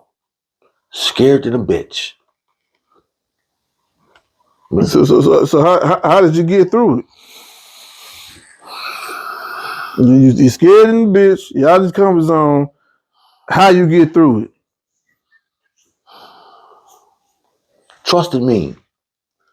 Trusting what I know. And let me say that it failed. You know, I failed. Me and you discussed it. And you know, I made some bad decisions. And they weren't necessarily, I allowed my personal life to fuck up my business life. That's the truth of the matter. Mm-hmm. I allowed my personal life to fuck up my business life. If I'd just focused on the business and been about business, I would have been good. You know, but I allowed other things to come in. But it was a learning process. What'd you learn from it? What'd you learn from it? I learned that I got what it takes. Okay. I learned that I got what it takes, and I learned that I couldn't do it by myself. Mm-hmm. And because I didn't have the help, that I was able to achieve a level of success, but I was running myself in the ground. But I went into the situation with a student mindset, and I've articulated this to you before, is that I intentionally interned myself to where I interned my own business as the intern. And what did you learn from the past experience before that? What are you talking about? Where you said you fucked up. Oh, What did you learn from? What did you learn from the fuck up? what did I learn from the fuck up? Yeah. That I'm human. Okay. All the smarts in the world. We all human. Yeah, all right. I can use that one all day. Right. I understand that. Uh-huh. But when we articulated this earlier, everybody can get got. Yeah, everybody can. It don't matter. You can know everything that you think you know about everything, but you don't know everything. You know, that's part of it. I've articulated to you before, because people say that you think you're a know-it-all. And I would never argue that. But my rebuttal to that is that the beauty of being a know-it-all and a true know-it-all, and what drives him is that he knows that he doesn't know it all. Mm-hmm. So even though you think a know-it-all thinks he knows it all, in essence, that know-it-all knows that he doesn't know it all. And that's what drives him. And you learned that how? And you learned that how? Took a lot of years. Mm-hmm. That's a memory, huh? That goes back to memories, huh? A whole lot of memories. That goes back to me. This is where it goes back to. Mm-hmm. To me and you shooting BB guns, and me knowing to duck down and get up and run. Mm-hmm. That come from a lifelong journey of knowing, but then not knowing. And knowing that, damn, I know this, and I know that, but damn, I wasn't expecting this. You know, I wasn't expecting, not only did I think, I knew that I could run a business. I knew that I had what it took. Mm-hmm. I knew that I was smart enough to find out what other people couldn't find out and implement a way about going about it unique to Curtis. So I knew that. Never no doubt. Mm-hmm. And I went and did it. But not being in the full faculty of my emotions in the situation that I was in, especially coming out of prison. You know, I wasn't fully ready emotionally. Mm-hmm. Mentally, you know, in my cognitive abilities, but emotionally, really vulnerable. Emotionally vulnerable. Right. I didn't understand that. What do you understand about it now? I understand that good people do bad things. Okay, they do bad things and make mistakes. I mean, good people do bad things. Some people make mistakes. Some people actively do things that they know are bad. Uh-huh. You know, you have to be able to discern the difference. So I say that good people do bad things because I'm not necessarily demifying a person for doing something that's bad, because I've done a lot of bad things. But going back to what we were saying is that, and I'm slicker than oil on water. I never lie to nobody. I'm slicker than water on oil, especially when it comes to communication. Mm-hmm. And I'm very perceptive. I understand how the English language is used and the etymology of words, and you know how language is used. Don't matter what language it is. But even me, in knowing that, I'm still susceptible, just like anybody else. Mm-hmm. So intelligence is not, it don't work the way people think it works. And I truly believe that anybody of any level of intelligence has to accept the humility and their fallibility. Do you credit your past experiences for your for your knowledge? Experience is the best teacher, Mo. Yeah. Experience is the best teacher, and then once again it comes back to memory. I remember. You know what make you remember though? I think it's based off of how it touched you, how it made you feel. Joy and pain. Yeah. Create memories. Joy and pain. So that's the problem why people have a problem with really going back and remembering, because memories are formed, in my estimation, from joy and pain. Yeah. I am who I am because of pain. Mm-hmm. You hear me? You know, I'm who I am, and I've got to where I'm at because of pain. No joy? It's been joy, but So why you ain't gonna give joy some credit then? Why you gonna give it all pain? I'm not, because I've already said that. I've already articulated that your memories are formed from joy and pain. Yeah. Man, your memories are joyful. Uh-huh. But the majority of who I am as a person comes from pain. Yeah. But you can't leave the joy out. I'm not, because now I get joy from the pain, because I understand the growth process through the pain. Mm-hmm. But everybody can't get that. That's why I articulated that I don't want anybody to come to the understanding of life the way I've come to the understanding of life, because my understanding of life comes through pain. Mm-hmm. And I understand that pain is a hell of a teacher. What kind of pain? All kind of pains. When you understand pain, you understand physical pain. It's like right now, my body hurting like a bitch. Mm-hmm. I don't give a fuck. Emotional pain. You know how my kids' mamas done me. You know how I had kids took from me. You know all the shit I was going through. So, and I was being abused in the military. So, which one is worse, physical or mental? Which one you deem to be the worst, the worst of the two? For me? Yeah, for you. In my understanding? Yeah, and why? So let me give a rundown, right? I got nerve damage in my face because my eye was knocked out. Mm-hmm. My mouth don't open because it's been broke so many times. Mm-hmm. My jaw. Bones. I've been hit with cars. I've had niggas hit me with cars. I've been beat to oblivion. Mm-hmm. I've been mangled, Mo. Okay. But to me, that shit ain't shit. Because my body can heal. My body is, I'm still here. Mm-hmm. You know what I'm saying? Everything I've been through. Right. I'm still here and get it in physically. So all that physical pain don't really mean nothing to me. Mm-hmm. But the emotional pain is so much more damaging. Because if you don't, my body gonna heal what my body has healed without me necessarily having to work on healing it. Mm-hmm. So I ain't got to do no work.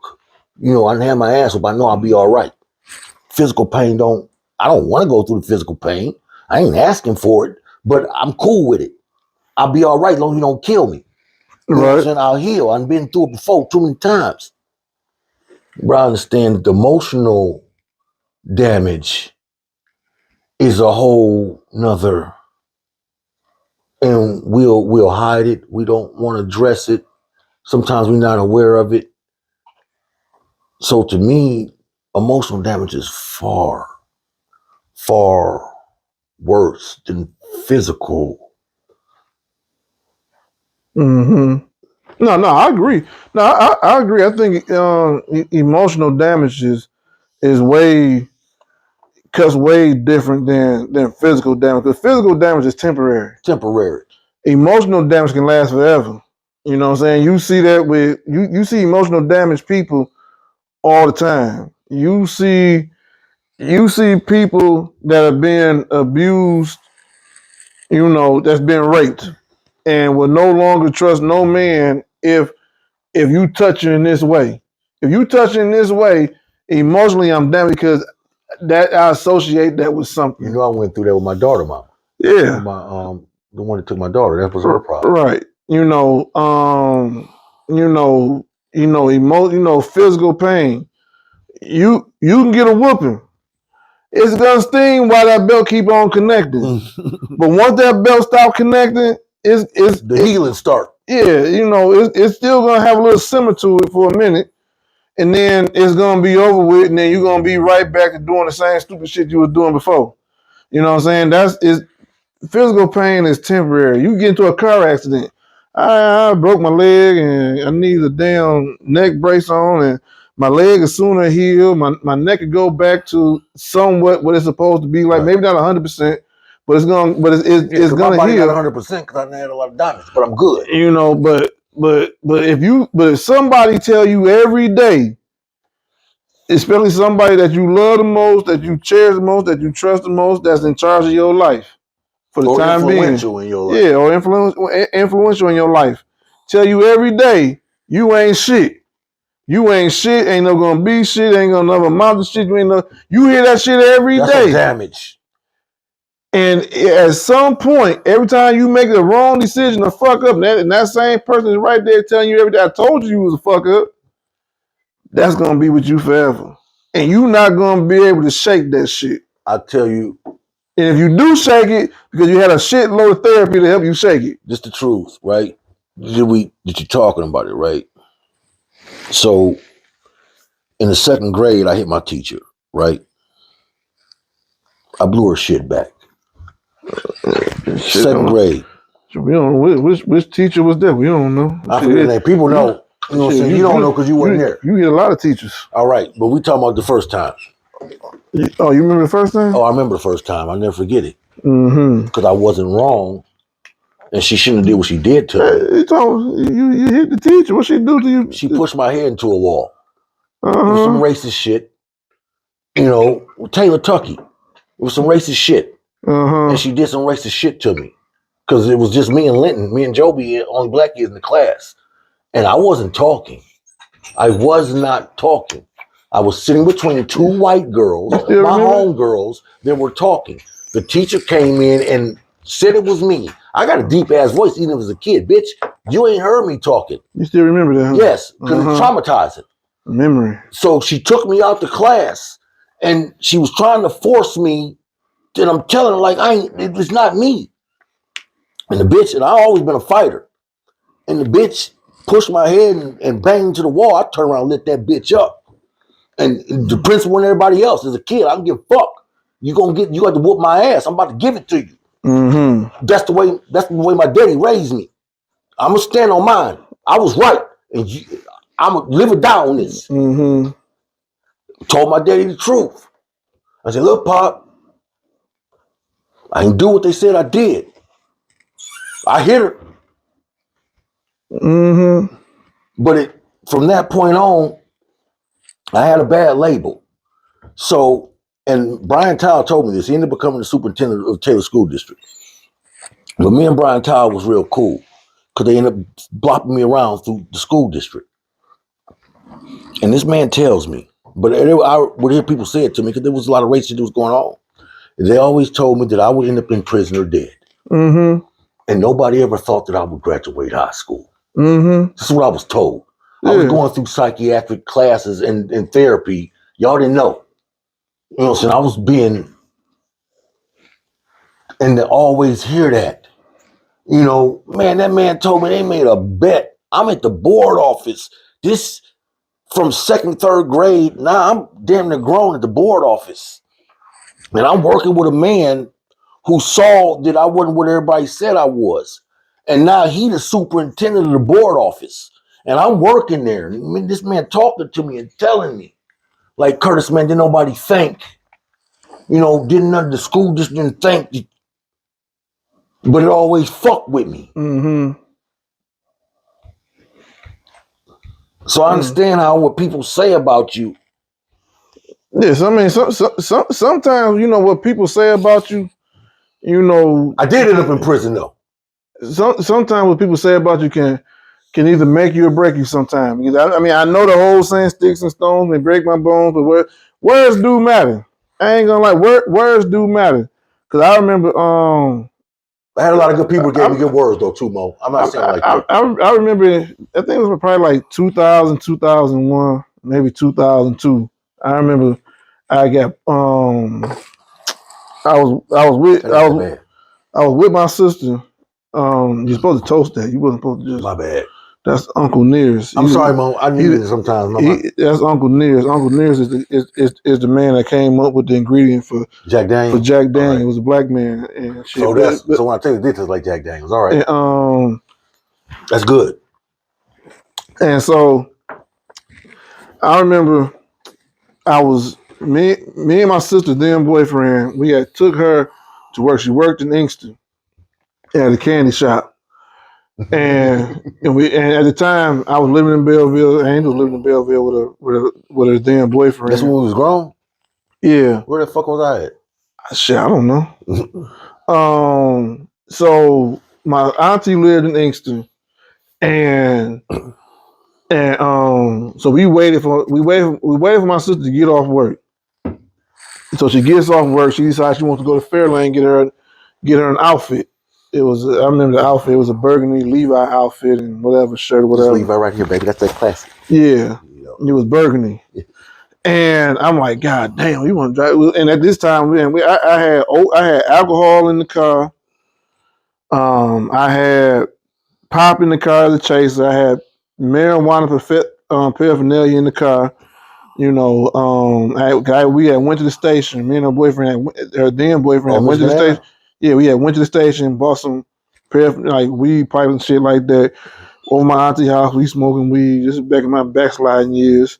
We were smoking weed and shit, and my sister got off. She decided she wanted to go to Fairlane. That's in Dearborn. Her boyfriend has an old school Monte Carlo, the G body style Monte Carlo. It's black and got the little 13-inch rim, 20-inch rims, whatever. You know, they look like Dayton's. I'm like, oh shit, we about to go to. My sister don't even know I got all this marijuana and open alcohol in the car. We get to Fairlane, and I'm like, all right, cool. We going back home. I'm thinking she gonna get on 94 and go home. Straight shot to Belleville. She decided to take Michigan Avenue all the way home. We driving through Dearborn Heights, Inkster, Wayne, Westland, Canton. Get to Canton. Canton is a turnaround, a Michigan turnaround, left-hand turn. But see, if you don't know how to drive, you ain't familiar with the rules of the road because you just passed your test and didn't know shit about these roads.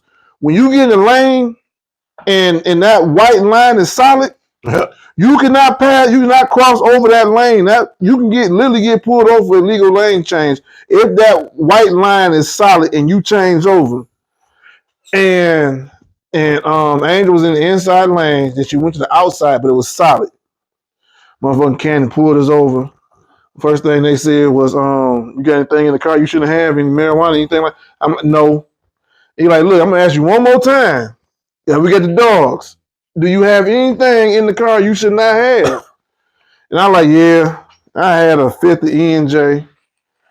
And I gave him the 50 ENJ, and then they found the Pepsi. And I heard one of them say, he got Pepsi too.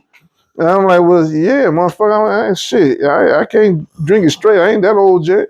And then, I had some weed. It wasn't a whole lot of weed. I had some weed on me. And I had the paraphernalia. I remember it was a bong that was painted red like a fireball with the little fireball man smoking the tail of a blunt. And they asked me, do your sister know anything about this? Do her boyfriend know anything about this stuff? I'm like, no, they don't know anything about the shit. They pour out the liquor. They make Angel stomp the weed in the grass and shit like that. I'm in the backseat of the police car. I'm thinking I'm going to jail. I ain't never been to jail before. They end up letting me go home with a ticket. I go to court. They put me on probation. And I'll never forget this. It was a probation officer in there, and he looked at me, and he was like, "This ain't you. You don't need to be this. This is not you. You don't belong here. I know motherfuckers that belong here on probation, and you ain't one of those that belong here on probation." And when I heard that shit, it kind of resonated with me with like, I mean, damn, I guess I did make a mistake. I did fuck up. I never made that mistake again. Mm-hmm. But just hearing a guy who don't know me from a can of paint that can read my aura or my energy or some shit and like that. Read your file. You know what I'm saying? And he done read your file. He probably did read the file. Probably. You know what I'm saying? And but just for him saying this ain't you, man. This ain't the life for you. This ain't what you do. And from that moment on, I started taking ways of trying to change my life, for the better. We so much similar, Mo, in so many ways. You ain't never articulated that to me before. And I've probably articulated this to you before. So when I was in prison, I'm always courteous. No matter where I'm at. Good situation, bad situation, I'm going to be me. Whatever come with that, I just got to deal with. So I was a carpentry tutor. I was anywhere I go, I'm not bragging. I'm just telling you the facts. So anywhere I go, I'm at the top. I don't care where you put me at. You can put me in the business sector. You can put me anywhere. I'm pretty good at finding a niche and maximizing my niche. The government knows that's why I have a top secret clearance, because they know my mental capacity. So I'm able to navigate my way through. I lost my mind frame. What I was going to say. But so I can just give it back to you, because it was something I was trying to articulate. Yeah, but when that guy sat there and I mean, I had to go through the whole probation period. Oh, that's what it was. My bad. I don't mean to cut you off. So when I'm in prison, and we was talking about the other day, they were trying to pimp me, in my estimation, because I know that they know my record. They know who they're dealing with. I was in the pilot program for the Michigan Department of Corrections. I was a tutor. When I got out, because I'm a vet, and because of the program I was in, I'm not able to go under a normal parole officer or under just a regular person, for lack of a better way to state it. That's just what it is. So by me being a vet, and by my classification, only person who can deal with me as a PO is a vet.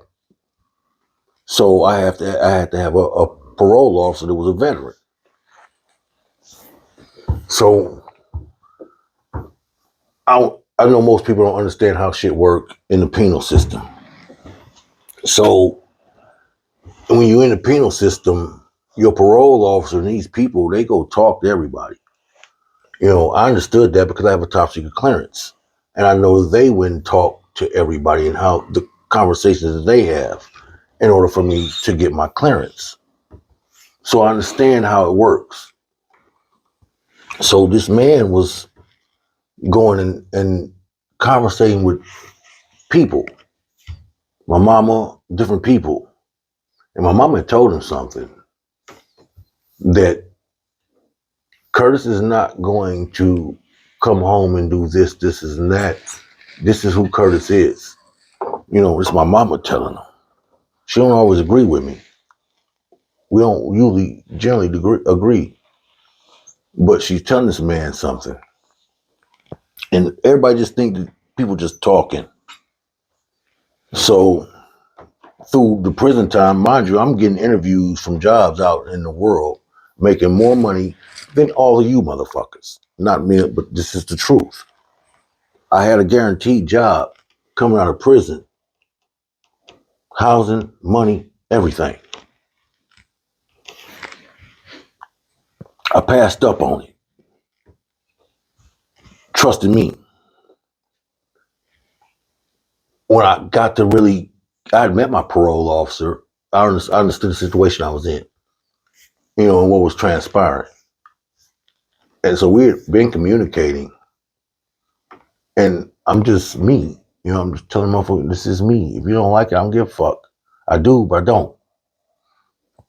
So when I actually ended up getting out, the man told me the exact same thing that you just articulated to me, Mo. He said, man, the man wanted me to be a parole officer. I ended up going to take classes because I'm certified peer recovery coach.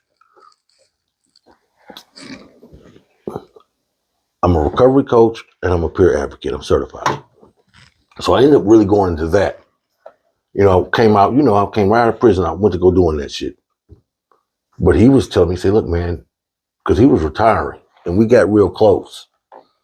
And he was telling me, I didn't know that I could still be a parole officer as a felon. Mm-hmm. But the man really wanted me because he was retiring. We got real close. He used to come to my mama's house to talk to her. And he really wanted me to take his job to be a veteran parole officer. But I didn't want it. And he tried to push me to do it. I told you I was at all the city council meetings. I was trying to force me to. It was like I told him, I shouldn't be here. You're not gonna make a name off me. I already had that happen. Trick no good. Right. Government did that to me. It's not easy to get a top secret clearance. Do you hear me? Do you know what it takes? Nah, I ain't gonna say I do know what it takes. Do you really know what it takes? Nah, I don't know what it takes. It takes a level of intelligence that supersedes the average intelligence. It takes a character that supersedes the average character, that is thoroughly. I'm under a 50-year non-disclosure agreement. I've been in an NDA since 1996. 50 years. You can question what you want to, but why the fuck they want me to shut up for 50 years? They did their work. We talking about the government. Right. Did their work. They know what I'm capable of. It's certified. Right. That's hard to deal with, though, Mo. No, I mean, you know, I imagine it's something, it's something difficult to deal with, but you know, I think, you know, now, shit, I think it went longer than what I anticipated to go. I'm glad it went longer. I'm enjoying it. I'm glad it went longer than what This has been the most beautiful thing to me, Mo. Yeah. To be able to share this with you, for my nigga to do what I couldn't do for myself, or what I wouldn't do for myself. Right. I do it for you. I appreciate because that. I wouldn't do this for me. Well, I mean, I think everything that you know, I think that everything that people do in this world, I don't think nobody should do anything. people are never remembered for the shit they do for themselves. People are always remembered for the shit that they do for others. You know what I'm saying? I mean, granted, you gotta do stuff for yourself sometimes, but if you really want to make an impact in this world, you really gotta do shit for other people. Sacrifice. Regardless, you know, it's no. You can't necessarily say what you gotta do for. Let's just be honest. Let's be real. But like you said, you gotta sacrifice. So we can just so people understand. How many times I called you crying? Man, shit, you about to cry now? No, I'm not. You ain't? No, you tearing up. A little bit. Yeah. A little bit. But nobody see the behind conversations. Mm-hmm. So when we did our last podcast, what did I call you and tell you? You said you said thank you. I said thank you, but did I tell you I was ashamed? I don't remember the shame part. I told you I was ashamed that people saw the monster. Mm-hmm. To acknowledge the monster cost me a lot of pain, Mo. Not nothing that I wanted to address, and where everybody get to see the monster. I mean, but what did it feel like in the end? Through the progression, yeah.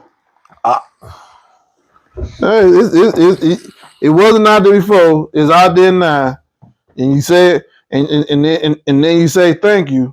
What did it feel? What did it feel like to get it off your chest? If you've been hiding it and you finally let it loose, you finally let it out, you finally became vulnerable. Overwhelming. Uh-huh. And when I say overwhelming, I'm a man that'll look down the barrel of a gun and know you're trying to kill me. I ain't looking down. I ain't gotta look down the barrel. No, this is what I'm saying. Because I told you I've been there on multiple occasions.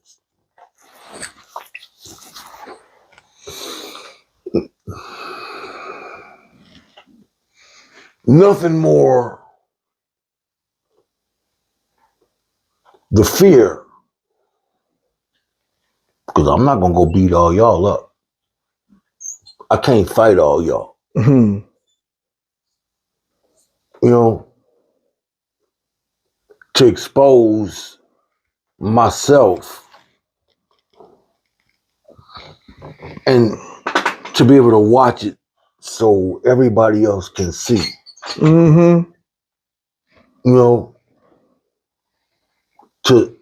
it hurt me to see my pain.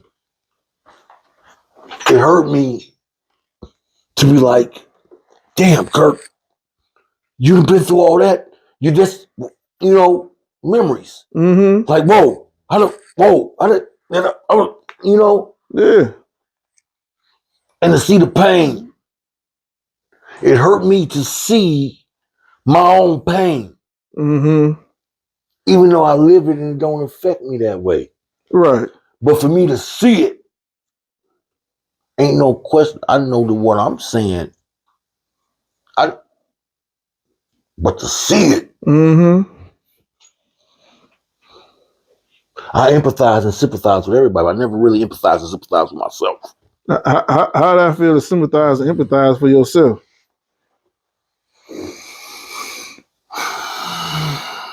Different. Mm-hmm. Man, I just started going out to eat by myself. I've just started to treat myself. Mm-hmm. For lack of a better, you know. So it's one thing to just live it. I understand that when we live in it, we're not always able to see. Right. Or sometimes you do what you have to do to survive. Mm-hmm. So in the process of me callous, you build up calluses, you build up walls, you build up things. So for me to have the opportunity to see me, I ain't got to hide from you. Mm-hmm. You hear me? Right. I might hide from a lot of motherfuckers. And I know that don't nobody know me like Maurice. So I ain't never fucking gotta be fake when I'm around you. Right. I fucking be Curtis. So for me to be able to watch myself like other people see me, Mm-hmm. and even though other people might not understand it, that man's being honest. It might sound like a fairy tale. You might not be able to perceive it, Mm-hmm. but I'm being honest. Right. So for me, just like I would empathize and sympathize with anybody else, to see my pain, you know how many times I fucking call you crying, bro. Mm-hmm. Yeah. Yeah, man. Yeah, you know, quite a few times. I mean, I don't sit back and count them, You know me, you know I'm a crybaby. or sit back. I ain't nobody's bitch. You had to make me understand that. I ain't nobody's bitch. No, you ain't gotta be nobody's bitch to cry. I mean, shit. I mean, only difference is, you know, some people gonna cry and won't admit they cried. That's the only difference. You know what I'm saying? You can't be hard every goddamn day. It's shit. You got to. I mean, shit. Sometimes you gotta sit back and just let the shit out. Sometimes. But sometimes I cry because I'm like, damn, I'm here. How the fuck am I still here? Yeah. Then you go back looking at your memories from. You know, you go back to reminiscing. And then you figure out how, you know, I mean, you still don't know how you here, but I do know how I'm here. Then you figure out how you here. I do know how I'm here, and then it makes me grateful. Well, I mean, you're here by the grace of God. By the grace of God. I mean, that's how you're here. You know what I'm saying? I mean, that's how all of us are here. You know what I'm saying? By the grace of God. It sucks that a person would have to go through what I've gone through to come to that understanding. I mean, yeah, everybody done had to go through something, some people have went through things to get that understanding. Some people have went through things and still don't have an understanding on why. It's simple on why you're going through what you're going through. You just, you know what I'm saying? You just make it. Some people just make it more difficult than what it should be. You know, life is simple. We It's just really make it harder. simple, yeah. We just make it harder than what it's supposed to be. Life is so simple. You know what I'm saying? Sometimes you overthink. Sometimes you underthink. Sometimes you make mistakes. Sometimes you miss something. You know what I'm saying? I mean, it ain't that you making it hard on yourself intentionally, because a lot of times I believe people think that they're making the right decision, But even when they're making sabotage ourselves. Yeah, but even when you're making the wrong decision. Now, it's one thing to make a decision and know it's the wrong decision, you still do it, versus making the wrong decision, thinking that it's the right decision.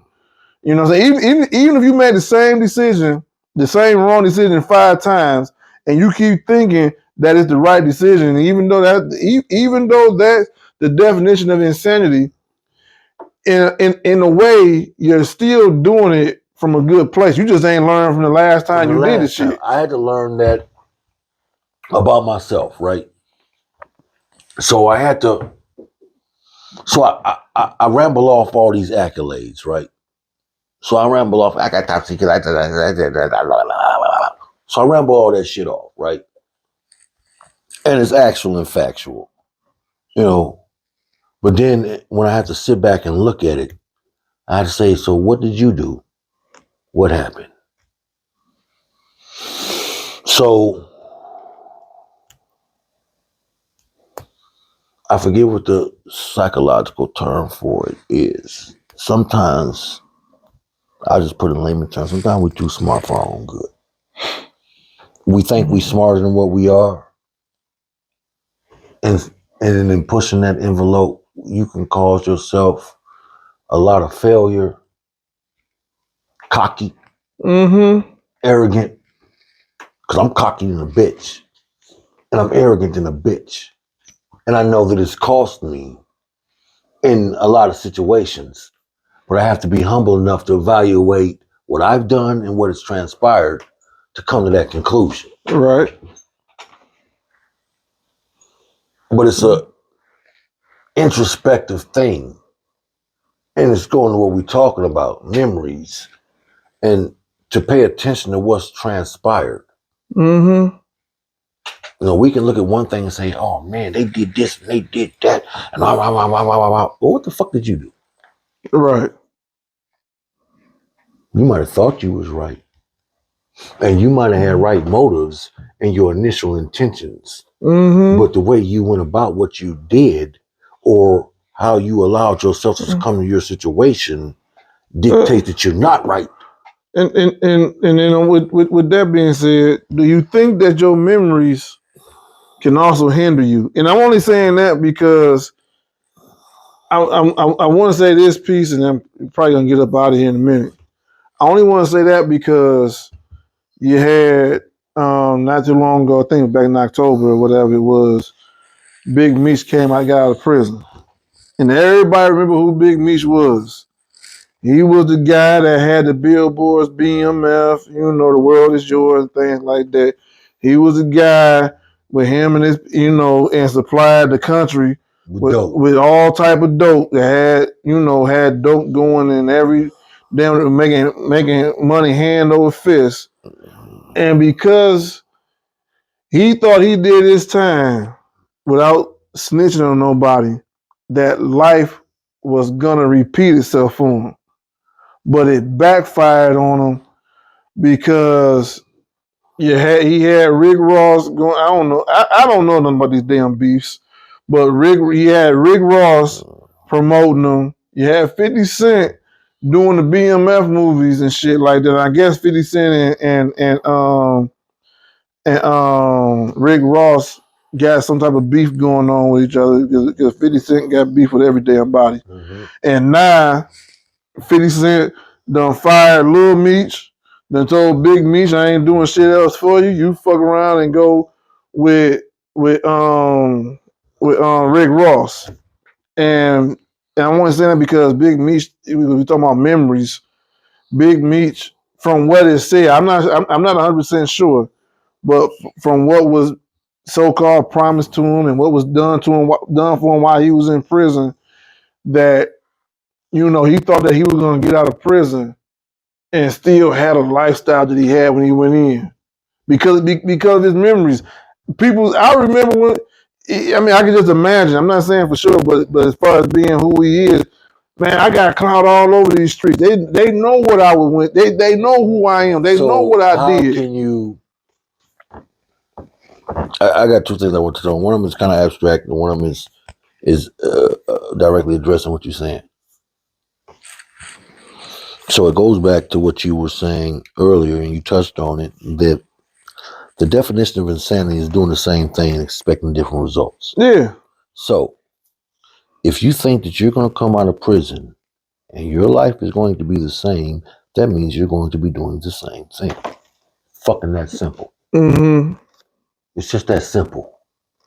I could have came out of prison and went back to doing the exact same thing I was doing before I went. I didn't go to prison for what I was doing. Yeah. I would never just talk about it in total. So it was a potential for me to go to prison through association in what I was doing. I was guilty by association. That's not what I went to prison for. But I could have came right back out of prison. I could have went right back to the hood and went right back to what I was doing. My homeboy, we was under the same federal investigation. We was in prison together. He left out of prison, went back doing the exact, me and you discussed it, he went right back to doing the exact same thing that he was doing. What do you think happened to him? Just say he went back to prison or he dead. Oh, he went back to prison, but he dead. Yeah. Yeah. And that's the other piece that your memory got. That it's gonna work for you or work against you. I can go right back out here and continue where I left off at. I'm just telling you from experience. Yeah, but I